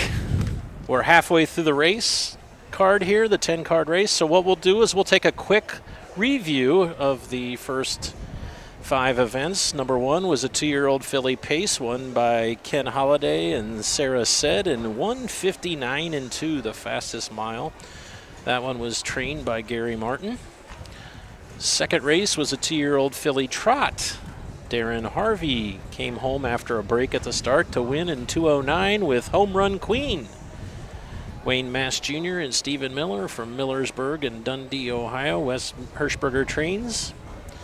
The third race was won by Mark St. Louis and Hang On Abigail with a 3-wide move down the backstretch. Mike Meadow trains and co-owned with Jerry Summers. That mile was in 2:01. The fourth race, 3-year-old filly Trot, Golden Endeavor, and Don Irvine Jr. won for Herman Hagerman trained and the Top Shelf owned Enterprise filly. That mile was in 2:07 and 1. And Mark St. Louis and Mike Metter came back to the winner's circle a second time in the 2-year-old filly second division. Meadowland Paulie went gate to wire in 2:05 and 3. That one, the Lost for Words filly, is owned by Tamara Hoovler from Pataskala, Ohio, breaking her maiden here at Mansfield. The sixth race, 2-year-old filly Trot second division. The first division was won in a time of 2:09 by Home Run Queen. So the 7 fillies will look to surpass that time. In your program, if the purse says 62.17, that is incorrect. The purse of this one is $6,417. Field of 7 going postward. Starting gate has arrived. This one only has 6 spots on the gate, so number 7, PD's Picture This, will race in the second tier. Only driver change we have at this point is Don Irvine Jr. has picked up the drive on Punctual Pam for Charlie Myrick. All other drivers and trainers listed have been seen on the track, so we assume that the rest of the drivers are correct. Did a little housekeeping on our Facebook page. I should also warn you that this is our first test of trying to go to Facebook and YouTube at the same time. I figured it would be a good night to break that gem out, so we'll see how that goes. You were talking about the starting gate having a busy day. Ayers Ratliff had a busy day. Yeah. I understand, though, he had to go to the bullpen down at Chillicothe and get the Hall of Fame pitcher Barry Vickroy to finish the card for him. So really? So he could get up here on time for the first. Solid replacement. Yeah. Also a baseball player, I understand, quite a good one. Yep, that's what I hear. So, 6th race will be the second division of 2-year-old filly Trot. Purse $6,417. We come right back tomorrow with a 5-race card. Post time at 7:30. Matt Clark and I will bring you all the action again tomorrow. Then we take the road show to Urbana, Champaign County. Nice place. Yes. Had some trouble there last year, equipment-wise. We have a place to set up this year now. I think I told you that. Randy Leopard was gracious enough to get us a spot there. So we set up last year, and right before the first race, someone informed us that we weren't allowed to broadcast from that location. So, Matt, you had to tear a lot of it down, move it. One section over, which we were for sure told we were good there, for sure. We found out that we were in someone else's box later, and they were so politely let us know that we were not welcome. I felt terrible about that. I mean, Jay took the brunt of some verbal abuse that evening. There was about 5 of us there, and she just singled you out like you must be the responsible one. I handle PR. I handle PR 40 hours a week for my real job, so I could handle a lady yelling at me. I apologize, ma'am. We'll move as soon as the races are over. Exactly. I mean, if she would have said something before the races, we would have done something to. Yeah, well. We were talking earlier about some of the strange things we've seen the last few years in the fair circuit. I was a part of a tornado warning at Bucyrus last year. Lightning strike about a quarter, about 100 yards. I was going to say quarter mile, but it was on the fairgrounds. Yeah. I don't know about you, but I jumped pretty high. I was watching it on TV, and I just saw a white flash, and then I got a call that said, I think we might want to shut this down. Get out of there. Yeah. We've had starting gate delays. We had I think we may have set maybe Don Tiger set the world record for. There was a 4-time recall, I believe, at Lisbon.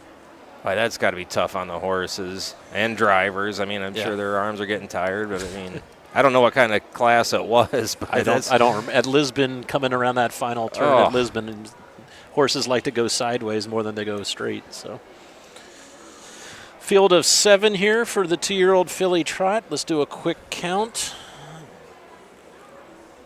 Looks like we got 6 of the 7. We have 4 draw gates. Ayers Ratliff is not going to wait any further, and he says we will parade for what we have. So we'll set it up to Ayers, and we'll see who's missing. Trotters on the track for the 6th race per $6,417. Second division, 2-year-old filly trotters. Donovan Jr. is on the 4. 1 will be What a Moment with Chris Hirschberger. 2, Lady Almas and Dale Edwards. 3 is Barb's Delight, Eric Miller. 4, Punctual Pam, driver change, Donovan Jr. 5 is Flexi Lady, Rosie Weaver up. 6, Fool Me Moxie and Keith Cash Jr. 7 is PD's Picture This, Emmanuel Miller, and the Sulky. That's the field for the 6th race, Donovan Jr. on 4. Number 1, What a Moment, was missing from the post parade, but we expect to race. Chris Hirschberger trains and drives for Bob Troyer of Middlefield, Ohio. This one is 0 for 6 on the season, but has 2 second place and a 3rd place finish this year. The 3rd place finish last time out at Lisbon, individually timed in 2:13 and 2. Number 2, making the first charted line start of the year, Lady Almas for Carl Easterday of Bucyrus, who trains and owns. Dale Edwards will drive. Number 3 is Barb's Delight. Marion Chupp trains. Northwind Farms from Fredericksburg, Ohio, the owner, and Eric Miller will be the driver. This one's 0 for 4 in the season. It's had braking issues last 4 starts, so Mr. Miller will look to keep this long Tom filly flat and on stride here tonight. Number 4 picks up the services of Don Irvine Jr., and that's Punctual Pam. Charlie Myrick trains for the Second Chance Stables of Ravenna, Ohio. This one has 1 win in 4 starts. That win was 2 back at Paynesville in 2:12 and 3. Number 5, Flexi Lady, Rosie Weaver will drive and train. Mark Martin, Patricia Jury, and Courtney Stockmaster from Bucyrus, Willard, and Bellevue, Ohio. Been on the board 4 of 6 starts this season. And doesn't have a win, but has 2 third-place finishes last 2 times out at Lisbon and Tiffin, with Rosie Weaver in the bike for both of those events. Number 6, Fool Me Moxie, Ariza Shrake. Trains and co-owns with Terry Shrake. Keith Cash Jr. will get the assignment. This one's been 1st and 2nd in all 4 starts, 2 wins, 2 seconds. Best winning time this year is 2:10 and 4 at Carrollton.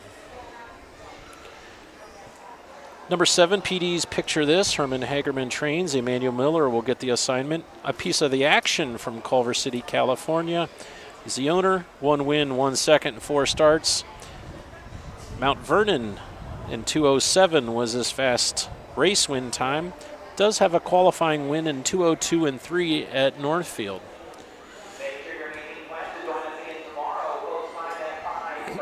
I think we got to wait. I think we got to wait for the one to come in front of the stands. So late entering the track. So I'm assuming we'll take the half-mile jog around and we'll go right behind the gate. Take a look at What a Moment here. Chris Hirschberger or Bob Troyer. Bob Troyer was an amateur driver for a long time here in the state of Ohio. Won a number of Billings Series events at Delaware. That's a What the Hill filly.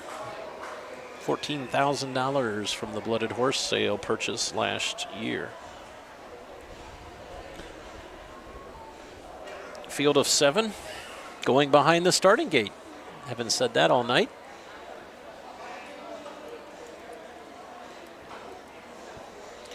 Current favorite on the board is the 6 at 6-5, Fool Me Moxie.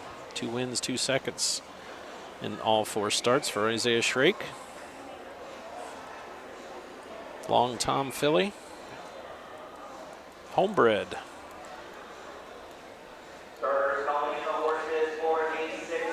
Starter has called the horses to the gate. We're going to send it up to Ayers Ratliff, who will call the 6th, the 2-year-old filly trots, 2nd division.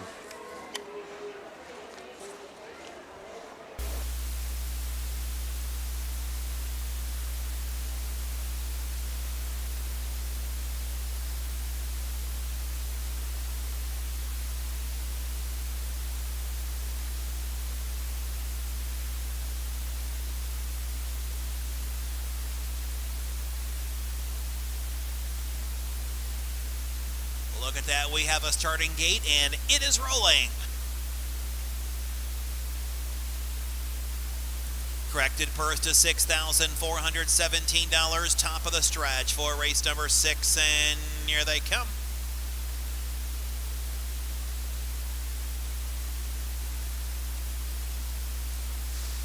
PD's picture this on a break.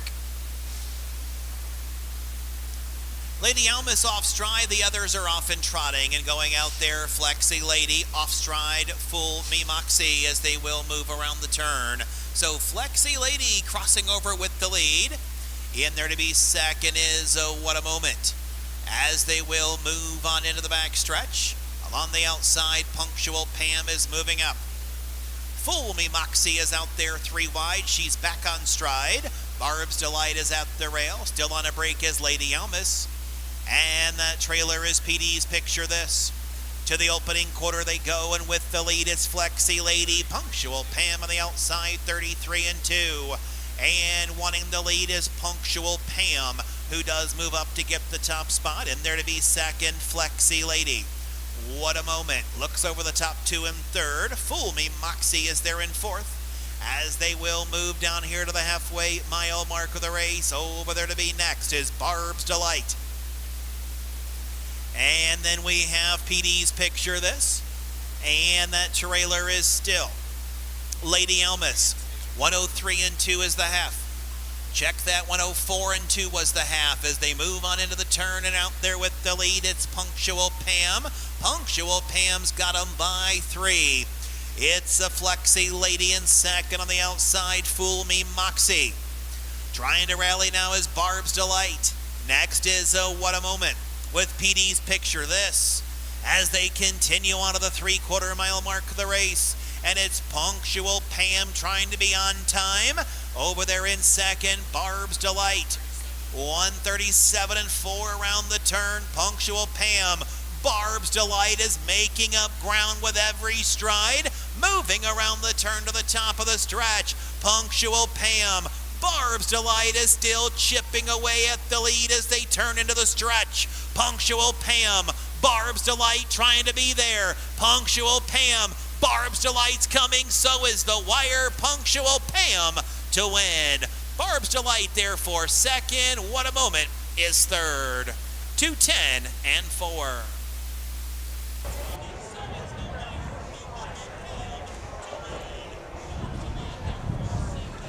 So your winner, Punctual Pam, right on time. Don Irvine Jr. picks up the second win. First training win for Charlie Myrick. Charlie trains this one for the Second Chance Stable. Second win in 5 starts. 2:10-4. Good. They had a couple breakers earlier, so I couldn't see because of the cloud of dust. I think quite a few drivers might be ready to go back to the gentleman's start after seeing that. You might want to wet the first turn down a little bit. Looked like Rosie Weaver may have had some equipment issues, so you might want to look at for BE on the charted lines next time that Flexi Lady goes out. When she came by the first time, she was leaning to the left, looking down at the wheel, reached down, may have been trying to pick up the cord for the earplugs, because I noticed the earplugs had already been pulled at that point. But when she came down across the finish line, she was distanced obviously, but she was looking down again to the left, so maybe some broken equipment for Rosie Weaver. Your 7-5 favorite just didn't fire, Fool Me Moxie. Had some traffic trouble in the first turn and just never seemed to want to get involved. Punctual Pam punctually back into the winner's circle. Sixth race, it is the 4 Punctual Pam. Punctual Pam is a 2-year-old bay filly by Long Tom out of Fat Hanover. High-end overall, my second gen stable incorporated. Charlie Myrick is the trainer. Donovan Jr., the winning driver. Time of the mile, 2:10 and 4.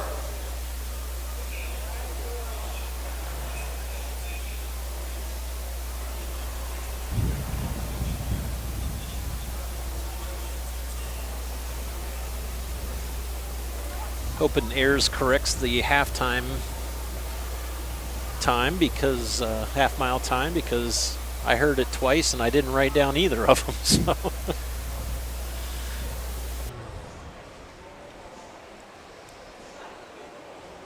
I had number 3 Barb's Delight, unofficially your second place horses, and What a Moment Chris Herzberger third. So a 4-3-1 trifecta, unofficial.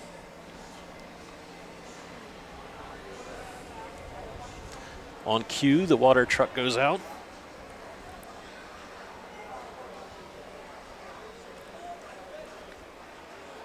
Wyatt Farmer warming something up. I didn't see his name in the program. I did not either. Either that or someone stole Wyatt's colors. That's the case. Yeah. I saw one fair where Chris Page was warming a horse up, and it was just someone using a set of his colors. Moxie Lady 6th, Fool Me Moxie 5th. PD's picture this 4th. 372, 1654, 33 and 2. 104 and 2. 137 and 4, 210 and 4. Bring them out for the up. I don't know if you heard that, but number 1, What a Moment, was 3rd. Number 2, Lady Almas, was 7th. Number 3, Barb's Delight, was 2nd. Number 4, Punctual Pam was your race winner, 210 and 4. Number 5, Lexi Lady, 6th. Number 6, Cool Me Moxie, 5th. And PD's Picture This, 4th. That brings us to the 7th, which is the second division of the 3-year-old filly trot. Field of 6 going postward, and we'll come back and take a look at all 6 after words from the sponsors.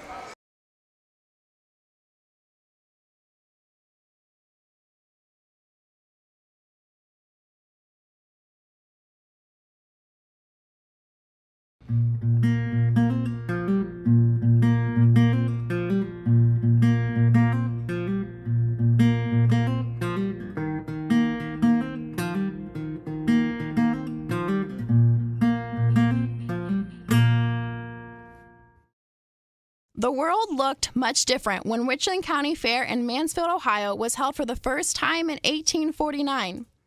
Baseball was only a decade old and fair admission was 10 cents. However, even after 170 years of progress, the heart of Richland's fair has not changed. Agriculture has and continues to be a staple in the community. The best livestock and produce were exhibited here, and soon the Richland County Fair was well respected. The Ohio State Fair was even hosted in Mansfield in both 1872 and 73. Harness racing was the reason for moving the state fair to Mansfield. The track at the Ross County Fairgrounds was considered the best half mile around. As time went on, the horse industry expanded. In the late 1960s, Mansfield held the largest draft show in Central Ohio and grew their racing venue to quarter horses.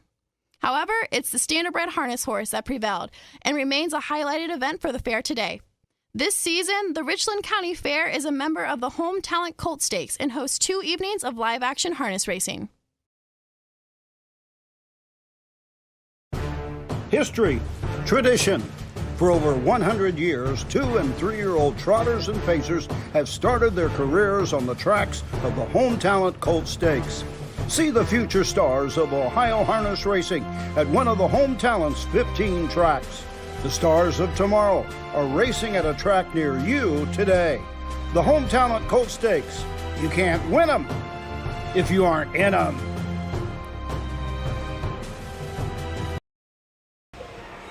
Welcome back. Jay Wolf and Matt Clark bringing you the action from Mansfield, Ohio. We talked about the busy week for the OHHA. We come back again tomorrow at 5:30 for action here at the Richland County Fair, post time at 5:30. Then Tuesday, Wednesday, Thursday, post time all 3 days at 6:30. We'll be at the Champaign County Fair in Urbana, Ohio. Tuesday, special card. featuring divisions of the Buckeye Stallion Series for freshman colt trotters and 2-year-old filly pacers. Also on Tuesday, post time at 4 o'clock, the Cuyahoga County Fair in Berea, Ohio. Wednesday and Thursday, the 9th and 10th of August, Attica Independent Fair in Attica, Ohio. You'll hear announcer Ayers Ratliff from Attica. You will also hear him Wednesday. Well, I don't know how he's going to do that. Wednesday and Thursday, the 9th and 10th, he's also listed to be at Jefferson.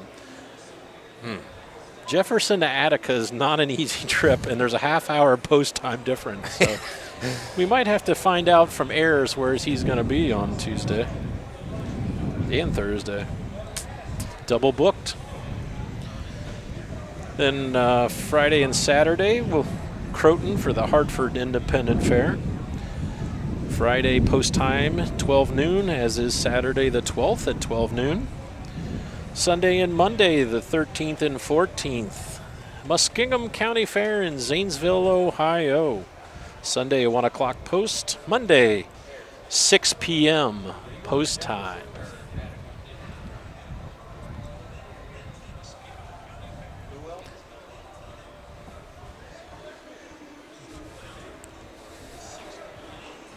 Wayne Teven will be at Jefferson, and okay. Ayers will be at Attica.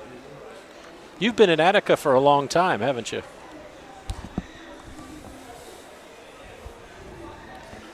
Yeah, he has.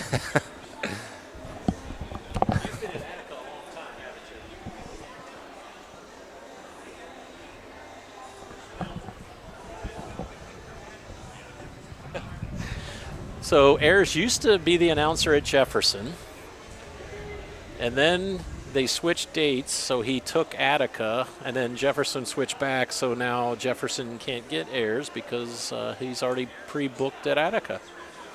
I drive through Attica almost every weekend on the way to Lake Erie. Yeah. There's a little ice cream stand there called Tiger Treats. Is there? Stop, yeah. You have to go past the turnoff to go to the fairgrounds. It's another quarter of a mile. Okay, yeah. I've been to the Ford. fairgrounds a couple times. You come from the north, though, don't you? Mm-hmm. So I would pass it? Yeah, you go right by Tiger Treats. Ice cream stand, old school. I'll look for next time I go to Attica, but that's going to be, I don't know when. I'll be in Urbana. Yes. 5 straight days of Matt Clark and Jay Wolf. I'm assuming, is there anyone helping us at Attica? Or at Urbana? Or I would think. I know that, Frank and Susan are probably split, one going to Jefferson, one to Attica, but I would think maybe whoever's going to Attica might swing by, or whoever's with Chris might not.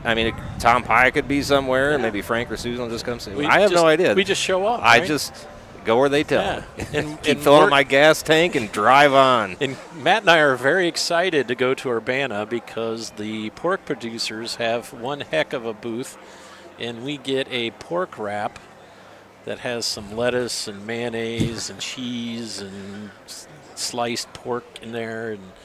And last year it was pork loin, a slice of ham, bacon. Yeah. It seemed like something else. More parts of a pig, bacon,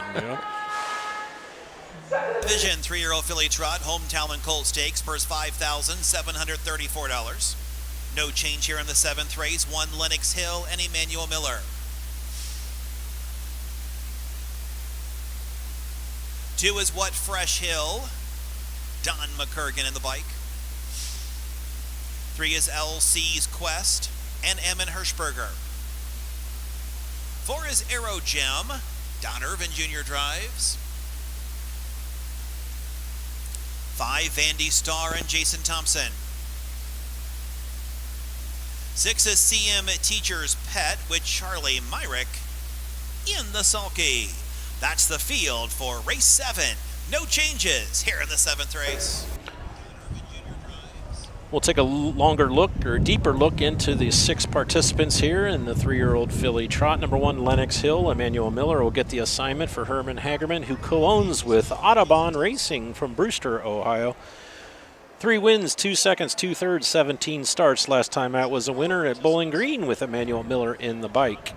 Number 2, What Fresh Hill, Don McCurgan. Trains and drives, Janet Greason.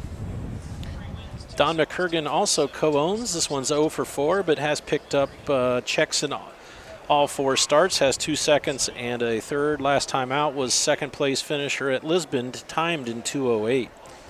Number 3 is ECL's Quest. Eamon Hirschberger owns Trains and Reins, 0 for 11 lifetime. This one has been hard at it in the non-winners of 1, Fillies and Mares at Scioto Downs, and looks like it's been having some braking issues, so Eamon Hirschberger decided to send this Team 6 filly here to Mansfield to possibly get the win. Number 4 is Aero Gem. Dan Hale from Utica, Ohio is the owner-trainer. Don Irvine Jr. will drive. 2 wins, 2 seconds, 2 thirds, and 9 starts. 8 wins, 6 seconds, 2 thirds, 16 for 21 lifetime. Was scratched last time out at Lisbon, but the start before that was at Mount Vernon, went gate to wire in 2:02 and 3 with Donnie Irvine in the bike that evening. Number 5, Vandy Star, Scott Cox Trains for David and Coney Vanderhyde from Michigan. 5 wins and 15 starts. Last time out was a winner at Lisbon, 2:07 and 3. Jason Thompson was in that bike and has been in for the last 4 starts. So the 1 win and 3 straight second place finishes. Rounding out the field, CM Teacher's Pet, Charlie Myrick for our most loyal watcher, David Myrick from Margate, Florida. 0 for 11, 1 for 24. CM, Teacher's Pet, I'm assuming the CM is for Charlie. And Matt, did you know Charlie Myrick, I believe, was a punter for Ohio State University? I did not know that. A long time ago. Huh. Impressive. The Myricks used to be stabled at the Delaware County Fairgrounds for a long time. I tried to show, they had a horse in the second race, Island Business. Yep. And it just keeps making breaks. But I tried to show it trotting down the stretch so Dave and Charlie could go back and look. It's got to be driving them nuts because when it's trotting, it looks great. Yep. This one picked up, that one picked up a 3rd place finish last time at Lisbon. So hopefully continued improvement here today in Mansfield. Field of 6 behind the starting gate. We'll send it up to Ayers Ratliff for a call for the 3-year-old filly trot, 2nd division. Field of 6. 3-year-old filly trotters. First $5,734 at the top of the stretch.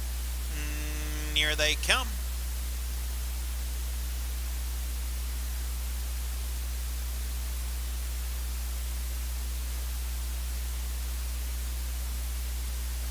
They're off and trotting, and it's Elsie's Quest who looks for the lead.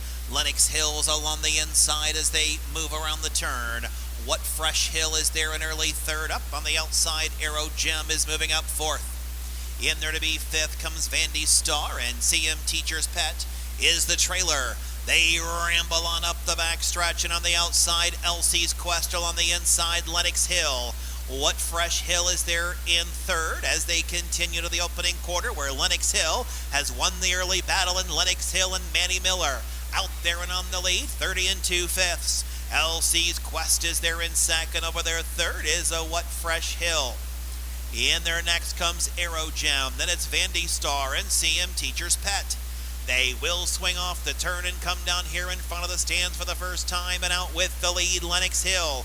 In there to be 2nd, LC's Quest. Now here comes Dapper Dawn, and What Fresh Hill up on the outside, now 2nd and moving up onto the leader. It's Aero Gem on the outside next, losing stride CM Teacher's Pet, the half, in 103 3 as they will move on into the turn and out with the lead, Lenox Hill. What Fresh Hill is on the outside, applying pressure on the leader. Along the inside then is LC's Quest in 3rd. Aero Gem is outside 4th. Vandy Star is out there next with CM Teacher's Pet.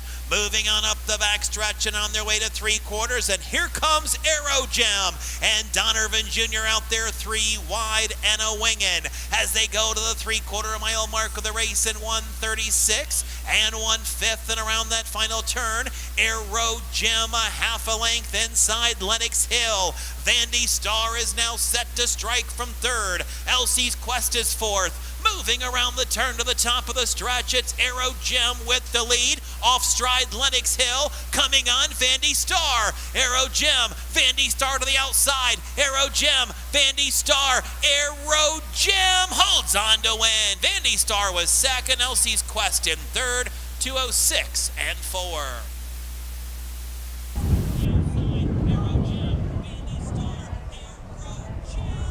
Aero Gem holds on to Vandy Star. Judges might take a look at the top of the stretch. It looked like Aero Gem may have crowded Emmanuel Miller and Lenox Hill and forced that one off stride. Unfortunately, the judges have to do it all by sight. They do come down every now and then, ask to look at a replay. Emmanuel Miller looked over his shoulder for first part of the mile and looked at Hall of Famer Don McCurgan. In the second half of the mile, looked over his shoulder, saw Hall of Famer Don Irvine. So, Hall of Famers everywhere. Aero Gem, unofficially the winner. Daniel Halo of Utica, Ohio, trains and owns. Third win in 10 starts. This is unofficial.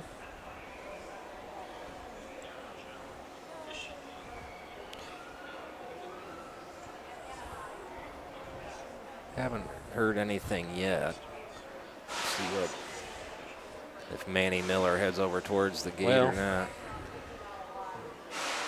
Don Irvine is walking back this way, not trotting back this way, so I don't know if that's the sight. Emmanuel Miller is going. I didn't notice if he stopped to talk to the starter in the starting gate or not.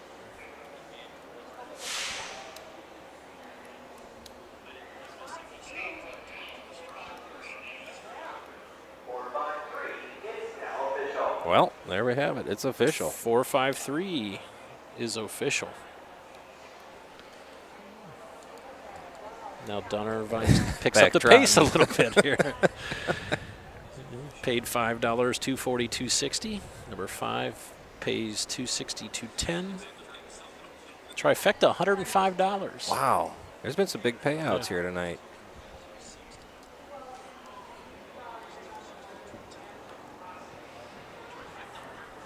Last quarter in 30 and 3 for Aero Gem.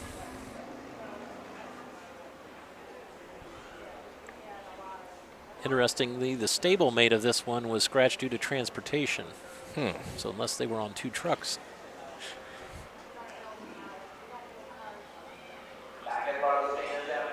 Seventh race, the 4 Aero Gem. 3-year-old Bay Filly by What the Hill at a credit report by credit winner. Owner trained by Daniel Hale.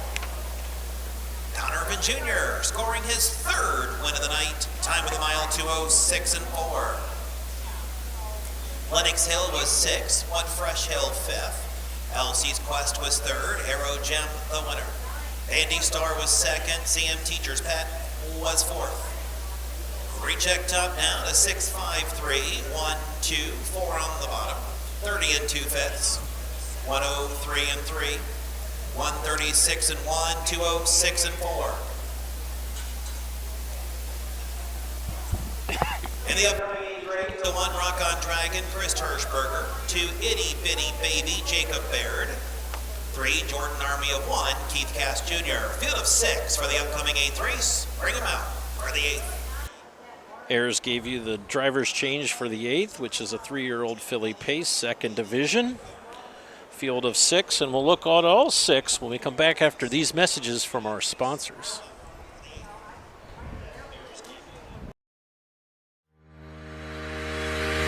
Own a little and love it a lot. TheStable.ca is an award-winning fractional ownership operation. Buy as little as 1% of a racehorse and experience 100% of the thrill.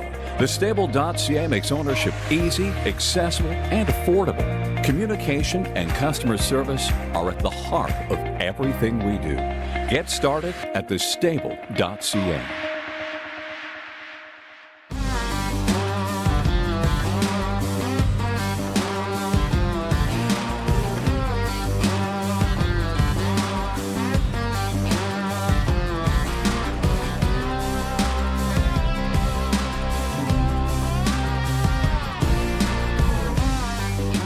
Do you want your horse to shine in the winner's circle? Feed DAC oil. It makes a world of difference.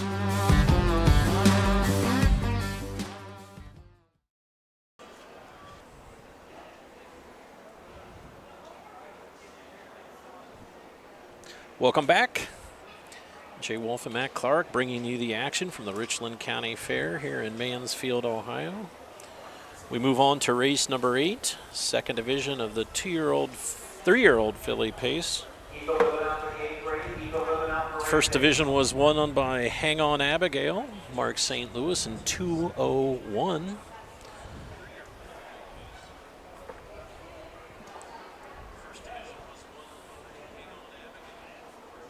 Three drivers changed in this race. Chris Hirschberger will pick up the drive on number 1, Rock On Dragon. Jacob Baird will get the assignment on Itty Bitty Baby. And Keith Cash Jr. will drive Jordan Army of One. So Matt, you had about 4 days off. What does Matt Clark do to recharge his batteries? Not drive anywhere. I stayed home.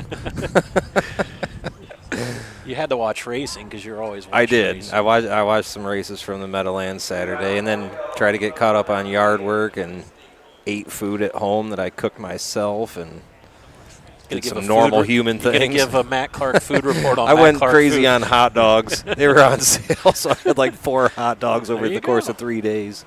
I saw a study came out that hot dogs lower your life expectancy by like 2 minutes for every hot dog you eat or something. If that's what ends up doing it, Jay. Yeah, we were commenting on the giant water truck. Now the water truck's going down the road.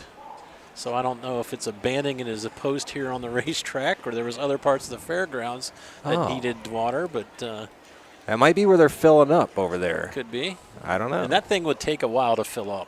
Yeah. It's a dual axle water truck. Who was on the 3 in here? Keith Cash Jr. Ah. This is like Northfield Park Part 2.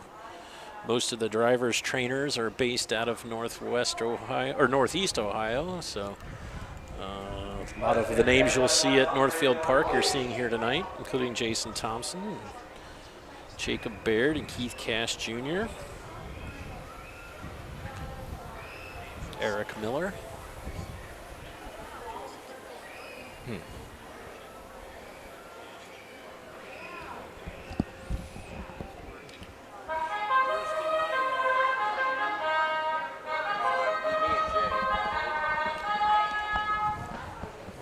Is on the track for the 8th race, second division, home talent Colt Stakes, 3-year-old filly pacers, purse $5,950. 1 Rock On Dragon, make the driver Chris Hirschberger. 2 is Itty Bitty Baby, make the driver Jacob Baird. 3 Jordan Army of One, driver change Keith Cash Jr. 4 is Yankee Nudge, Jason Thompson. 5 Wink Sophie, Emmanuel Miller. And the 6 is Tonic Treasure, Eric Miller, Ian the Sulky. That's the field for the 8th race. Chris Hirschberger on 1, Jacob Baird on 2, Keith Cash Jr. on 3. Field of 6 here in the 3-year-old filly pace. Number 1, Rock On Dragon. Chris Hirschberger will pick up the assignment for Hergen Hagerman. Martin Yoder is the owner. 2 wins in 2 seconds and 12 starts this season. 7 of 26 lifetime. Last time out was a winner at Lisbon in 2:05. Number 2, Itty Bitty Baby. Jacob Baird now gets the driving assignment for Curtis Massey, the trainer in Top Business Stable of Sycamore, Ohio. 0 for 5 on the season, 0 for 13 lifetime. The Western Vintage filly was second last time out in a maiden event at Wapakoneta. Number 3, Jordan, Army of One. Betty Clegg owns and trains. Keith Cash Jr. will drive. 0 for 19 lifetime, 0 for 13 on the season. Was second last time out at Lisbon, individually timed in 2:07.3 with Nick Clegg in the bike that afternoon. Number 4, Yankee Nudge. Joseph Lucas co-owns and trains for At the Wire Farms of Las Vegas, Nevada. 3 wins and 11 starts. Jason Thompson will get the driving assignment. Winner last time out at Painesville on the 25th of July. 2 minutes flat with Luke Ebersol in the bike that afternoon. Number 5 is Wink Sophie. Herman Hagerman trains co-owns with Martin Yoder and Evans Cattle of all of Ohio. Emmanuel Miller will get the assignment. 1 of 16 this season. That win was at Miami Valley Raceway, 157-2. Was unraced as a 2-year-old. And rounding out the field of 6, Tonic Treasure. Marion Chump will be the new trainer. DM Equine of Millersburg is the owner. Eric Miller, the 18-year-old driver. 0 for 5 on the season. Was parked every step of the mile last time out at the Summit County Fair Stakes up at Northfield. Finished 9th, 17 1/4 lengths back, but was timed in 1:59 flat. Raced with trotting hobbles up until that day, so being parked the whole mile, we're not sure if the Free-legged pacer. Free-legged pacer. Just putting the pacing hobbles on. I know, that's a weird. I was there that night, and I thought that was a weird equipment change. You see the symbol, and you're like, oh, it's just a trotting. I guess these are 3-year-old filly pacers. Stonebridge Torreno is the Steyr. I can honestly say I have no idea where that one stands. Dancing Treasure. Homebred for DM Equine for Millersburg, Ohio. Yeah, you just see the cross and you just assume, but it's a free-legged pacer. I saw a free-legged pacer at the fair in Union County. Really? It was a trotting bred, but it was pacing free-legged in a pacing race. I've seen trotters that pace in a trotting race and get disqualified. That happened to us one night. Woodbine, the judges missed it. Randy Waples turned us in. Yeah. The announcer? he was driving in the race. Roger Houston announced that. He says that it was a Chris Beaver horse, and he says is now all of a sudden pacing down the lane. I said, I wonder if the judges would have noticed. Field of 6 going postward. We'll send it up to Ayers Ratliff for the 8th. Field of 6, 3-year-old filly pacers, top of the stretch for the 8th race. Purse $5,950, and here they come.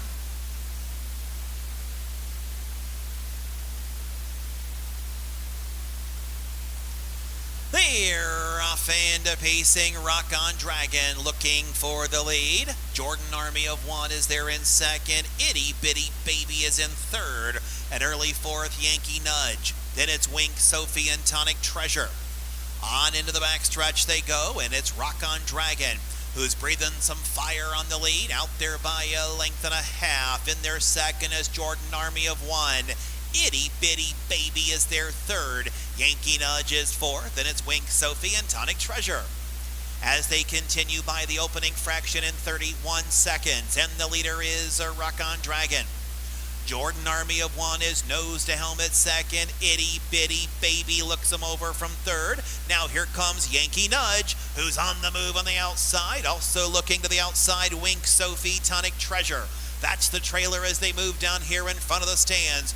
Rock on Dragon with the lead. Yankee Nudge on the outside in second, now applying pressure onto the leader. Jordan Army of One, who's there in third. It's a Wink Sophie out there fourth, a half in 1:03. Itty Bitty Babies at the rail. Tonic Treasure outside trails, moving around the turn and heading on into the backstretch. Rock on Dragon on the inside, Yankee Nudge on the outside, and Yankee Nudge is pacing faster as they straighten away to the backstretch. Yankee Nudge gets the lead. Rock on Dragon is there in second. Over there to be third is a Wink Sophie.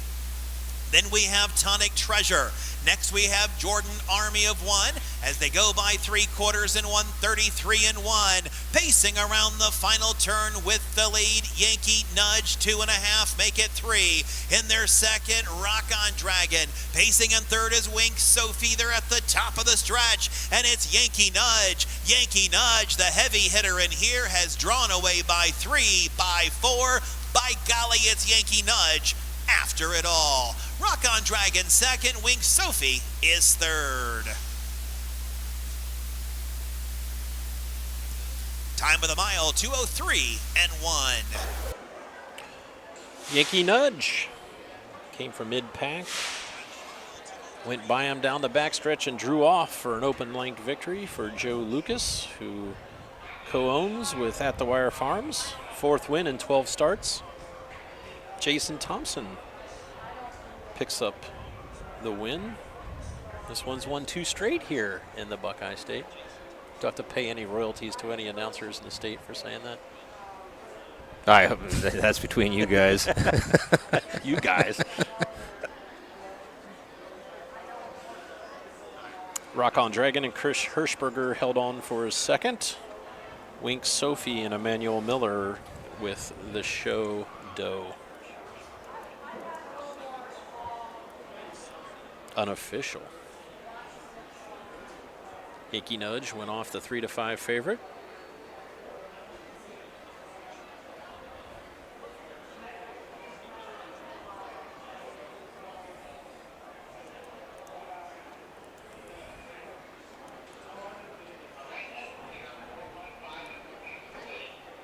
Last quarter and 30 seconds flat for the Yankee Cruiser filly.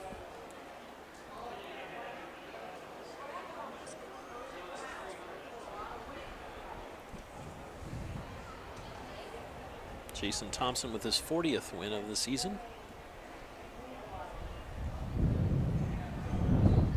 Not today, that would be some kind of record. Big day. It's the old Sports Center. He hit his 32nd home run, not of this game. That would be some kind of record. Yankee Nudge, a 3-year-old bay filly by Yankee Cruiser, and a Nuzzle Hanover by Western Ideal by Joseph Lucas and At the Wire. Joseph Lucas is the trainer. Jason Thompson, the winning driver. Time of the mile, 2:03 and 1. Rock on Dragon was second. Itty Bitty Baby 6th. Jordan Army of One 5th. Yankee Nudge, the race winner. Wink Sophie was third. Tonic Treasure 4th. 265, 134, 31, 103, 133 and 1, 203 and 1. Race 9 swing next. Race 9. We'll finish up with 9 and 10, a pair of open paces. Field of 5.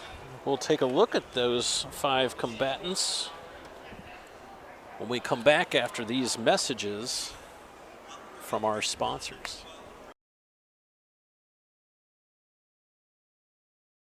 When you need supplies for your horse, one name stands out: Big D's. Since 1974, Big D's Tack and Vet Supply has been the equine experts you can trust.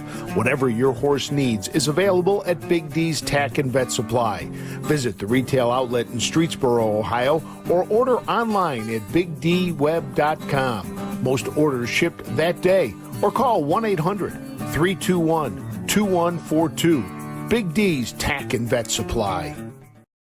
Cool Winds Farm in Lima, Ohio wants to thank all the breeders that supported our popular stallions, including new trotting sire Play Tricks on Me.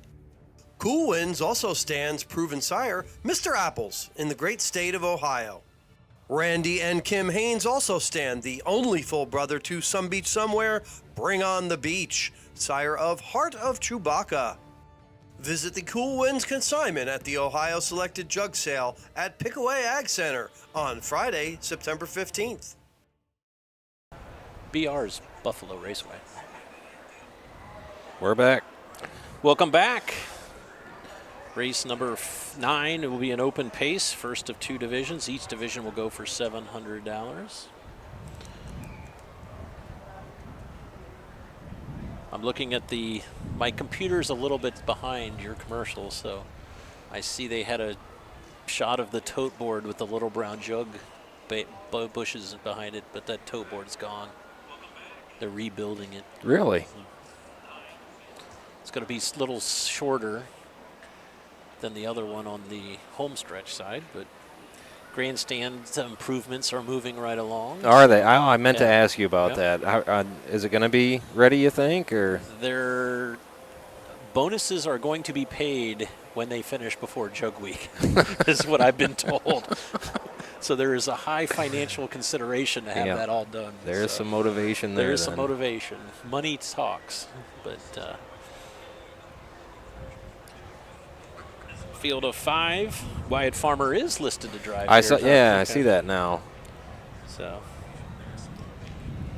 tell you what, while we're waiting for the post parade, why don't we go ahead and talk about all 5. Number 1 is Official Delight. Isaiah Shrake trains for Sherry Cox, Terry Shrake, and Mario Goulet from North Canton, Ohio. Keith Cash Jr. will get the assignment. 1 win in 13 starts. Does have 2 second-place finishes, including last time out at Northfield Park in a conditioned event, timed in 54-3. Number 2, Dreams Are True. Owned, trained, and driven by Mike Mullet of Dundee, Ohio. Only 1 start this season, was a 4th-place finish at conditioned event at Washington Courthouse. Number 3, Mock, Stock, and Barrel. Marion Chump is the trainer. Don Taylor Novak from Millersburg, Ohio is the owner. 1 of 26 this season. That win was 154-4 at Northfield Park. Eric Miller will get the driving assignment tonight. Number 4 is Doc Semalou. Jeff Mallitz is the trainer. Gerald Orocchio is the owner. Wyatt Farmer, the 18-year-old driver, will pick up the assignment. 0 for 20 this season. 18 wins in 167 starts for $187,000 lifetime. Number 5 is Union Station, owned, trained, and driven by Jacob Baird. This one's been racing at Buffalo Raceway, so making the drive to Hamburg, New York to race this one every week. Last raced in a $10,000 event, non-winners of $4,000. Looks like had a rough mile, was parked at the half, 3 wide at the 3/4, finished 8th with Jacob Baird in the bike. 4 wins and 26 starts. Lifetime earnings of $154,000. These are the hot hitters, or the hard hitters.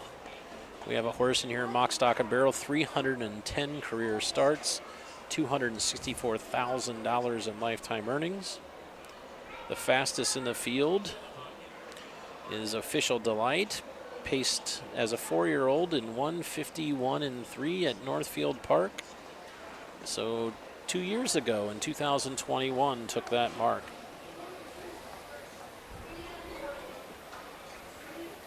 Horses look to, I think we're missing 1.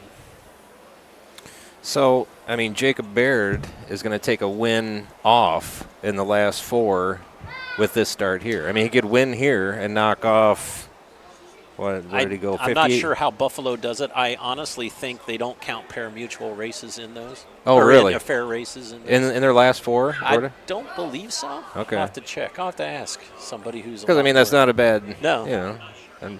The $700 purse. I'd rather go for $10,000 though at Buffalo Raceway. Yeah, but I mean, he could probably drop back down into the $1,250 or $2,000 last 4 instead of get one of those wins off his card. If in theory, if that's what he's here to do. He has 2 wins in his last 4, so he'll drop one of those off if this is counted as.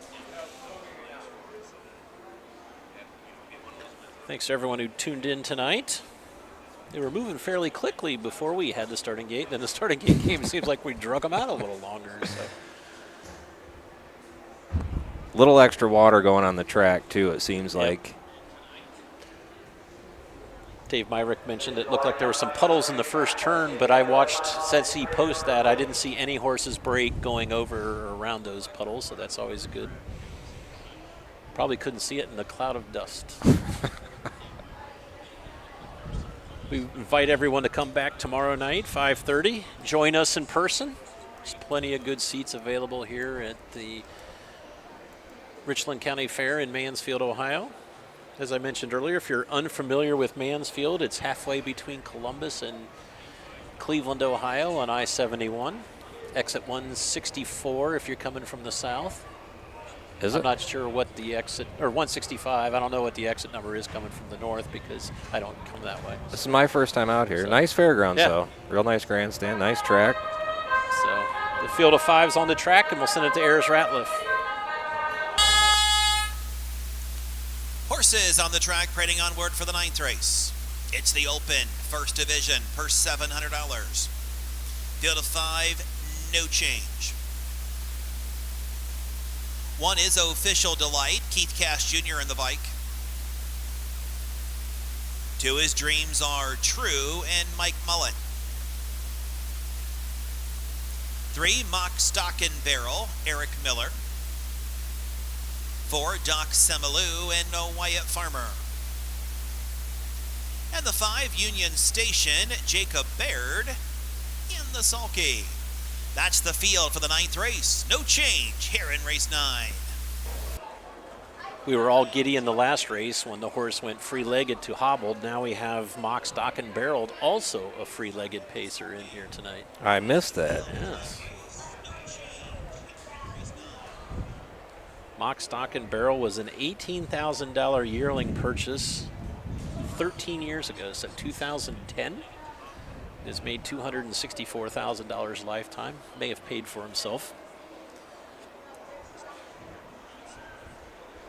As good gated as these things are anymore, I mean, I'm sure a lot of them probably could do it, but you never know going at speeds like they go out at the Meadowlands or anywhere now.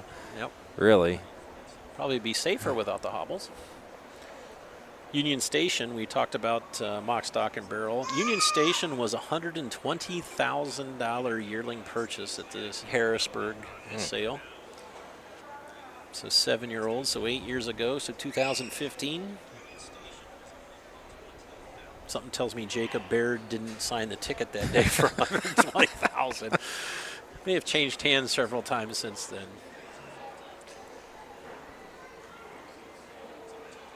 Field of 5 is gathering on the backstretch behind the cupola.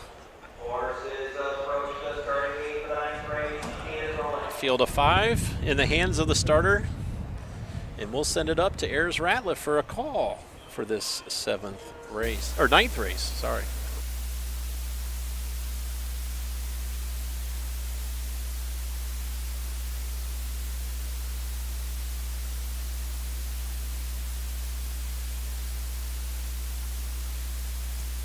It's the First Division of the Open, purse $700, field of 5, top of the stretch, and here they come.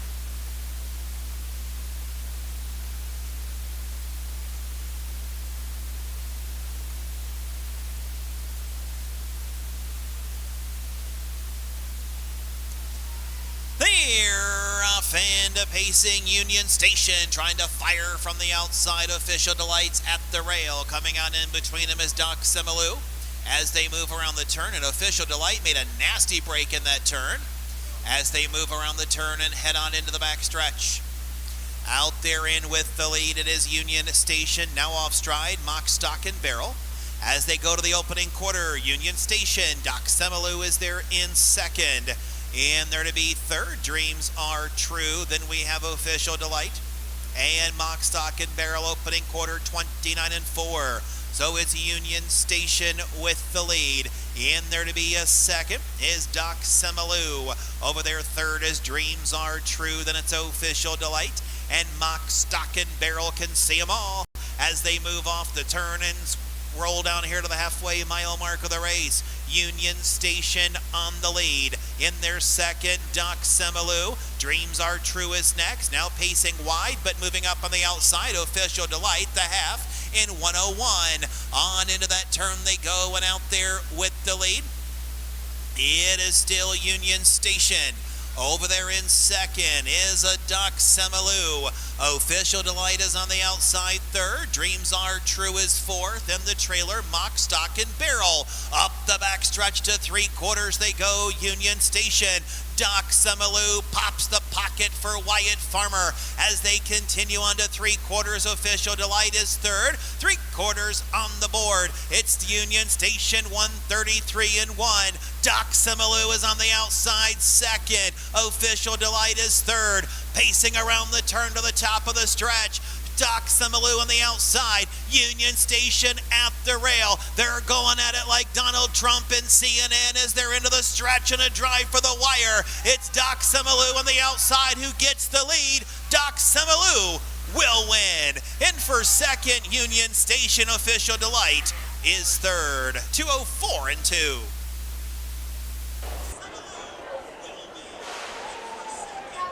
$2:04-2 for Doc Samalu. Jacob Baird out of post 5 grabbed the early lead. Wyatt Farmer sat patiently in the pocket until they went about midway down the backstretch and popped the pocket and wore down the winner with Doc Samalu in 2:04-2. Keith Gash Jr., I think, was slapping 5 with fans. I've never seen a horse go six in the 6 path down the straights. I almost didn't zoom out far enough at the end to catch him crossing the wire. He might have had some steering problems there. There was a squad that was leaving the fair side of the fairgrounds with lights on, and with these headphones, I don't know if it had its siren on. I don't know if that had something to do with the breakers in the first turn or not. You would think that 9, 7, 12, and 9-year-olds would have just about seen everything. But your winner, Doc Samalu, with Wyatt Farmer. 18-year-old driver. Saw his first pari-mutuel win at Sauter Downs about a week or two ago. Yeah, congratulations, Wyatt. I saw you was driving over at Hoosier Park, too, a little bit. Steers this 9-year-old Mach 3 gelding to a first win of the season's first win in 21 starts.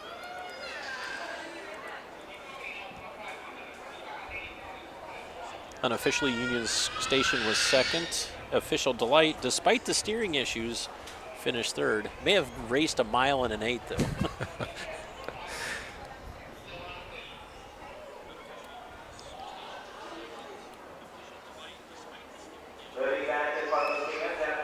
The 9th race, it is the 4 Doc Samalu.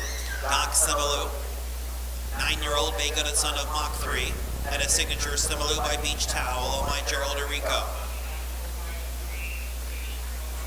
Jeff Mallitz is the trainer, and Wyatt Farmer, the winning driver, 2:04-2.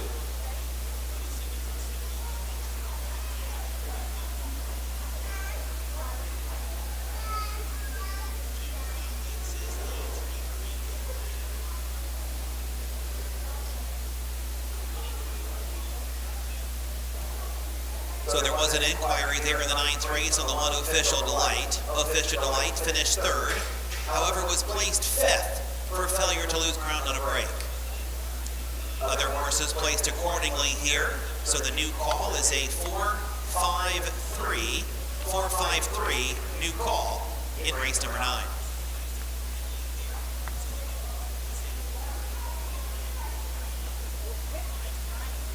Hope you heard that. Official Delight was 3rd place 5th. Dreams Are True, 5th place 4th. Mock, Stock, and Barrel, 4th place 3rd. Doc Samalu, the winner. Union Station 2nd. Recheck top down to 3 place 5, 5 place 4, 4 place 3, 1, 2, 29 and 4, 101, 133 and 1, 204 and 2. We have 9 in the books and 1 to go. And that one will be an open, second division of the open pace. Another field of 5. And we will look at all 5 after words from these sponsors. The thrill and excitement of Grand Circuit Racing returns to the Delaware County Fairgrounds. Make plans now to attend the 77th Little Brown Jug. You win the Little Brown Jug! Little Brown Jug Week starts Sunday, September the 18th with the 77th Little Brown Jug, Thursday the 22nd. Visit littlebrownjug.com or call 1-800-DEL-FAIR for ticket information. Be there! Your animals provide unconditional love. When they hurt, you want the best care available to help them enjoy life again. The Ohio State Veterinary Medical Center is here for you and for them. From heart disease to cancer, diabetes to broken bones, and 24-hour emergency services, Ohio State's team of experts make a difference in the lives of animals and the family members who love them. The Ohio State Veterinary Medical Center.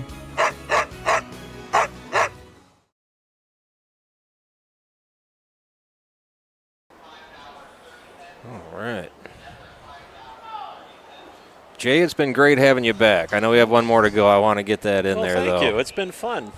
It's a lot better than watching from my spare bedroom at home. I'll text, full disclosure, I'll text Matt during the races. And we go back and forth. And so it's always fun to hook up with you. You get to drive back to the Metro Toledo area tonight. Mm-hmm. Then come back. How far of a trip is that for 2 you? hours. 2 hours? That's what my map says. Okay. I take that as a challenge, so try and knock a couple minutes off if I can. And when the horses cross the finish line and you start tearing all this down, 45 minutes? Oh, 10. Really? Yeah. Really? Yeah. You're a lot better than that Frank Frost guy. I was helping him. Well, I'm using air quotes, helping him at Marysville. So. He does a good job. He's got a little different setup than mine. I've got mine streamlined pretty good. I've tried to do that for the other two, but it gets tough once they go out on the road, then I don't see him again for a couple months. So I asked Frank where the OHHA van is, so you can just put everything in the van and not have to move it from car to car. Yep. I know Frank's driven up to Tiffin to pick up a piece of equipment to drive it back because you needed it at another fair in the Southern Circuit the next day. So we did invest in this new piece that I showed you, so hopefully we have Don't say it. decent Don't internet say it. Don't for say all it. 3 kits. Don't say it. You're gonna I know mine works, so. Forget the others, right? Pretty good night of races. Yeah. It's always fun to get out, and we invite you to join us here tomorrow at 5:30. Come join the fair food. A lot of options here. You had a turkey wrap. I did, and macaroni salad. Homemade. I don't know if macaroni salad in 85-degree temperatures the way to go. Well. I was thinking, please don't get sick on me, Matt. I had a melt. I had a whiskey barbecue melt. I asked the lady to hold the barbecue and add more whiskey, but she didn't seem to understand what I was trying to get at. It was good. Texas toast. Can't beat a grilled cheese with a hamburger in the middle, right? Yep. So, crispy onions on it. That sounds way better than the they had fried cheese curds healthy too. option that I went with. So, field of 5's on the track, and there's the bugle. So we'll set it up to Ayers Ratliff. Here are the horses on the track for the 10th race. Second division of the Open, a purse of $700. 1, What'll You Do About Me? Chris Hirschberger. 2 is Filet Mignon with Emmanuel Miller. 3, Mighty Breeze, Desmond Ringo. 4 is Racy Gert, make the driver Eric Miller. And the 5, Bad Boys Rule, Keith Cash Jr. in the sulky. You know, Jay, looking at that 3, Yeah. before he left for Mississippi, I was just getting ready to he say paced that. in 51 and 53 at Cleveland, and then went to Mississippi and never won a race. Raced 3 times down there and didn't win a race. Like, how tough is the racing down at Philadelphia down there? We'll just go through the entire field and we'll stop on the 3. How's Okay. that? What do you do about me? Daniel Hale owns and trains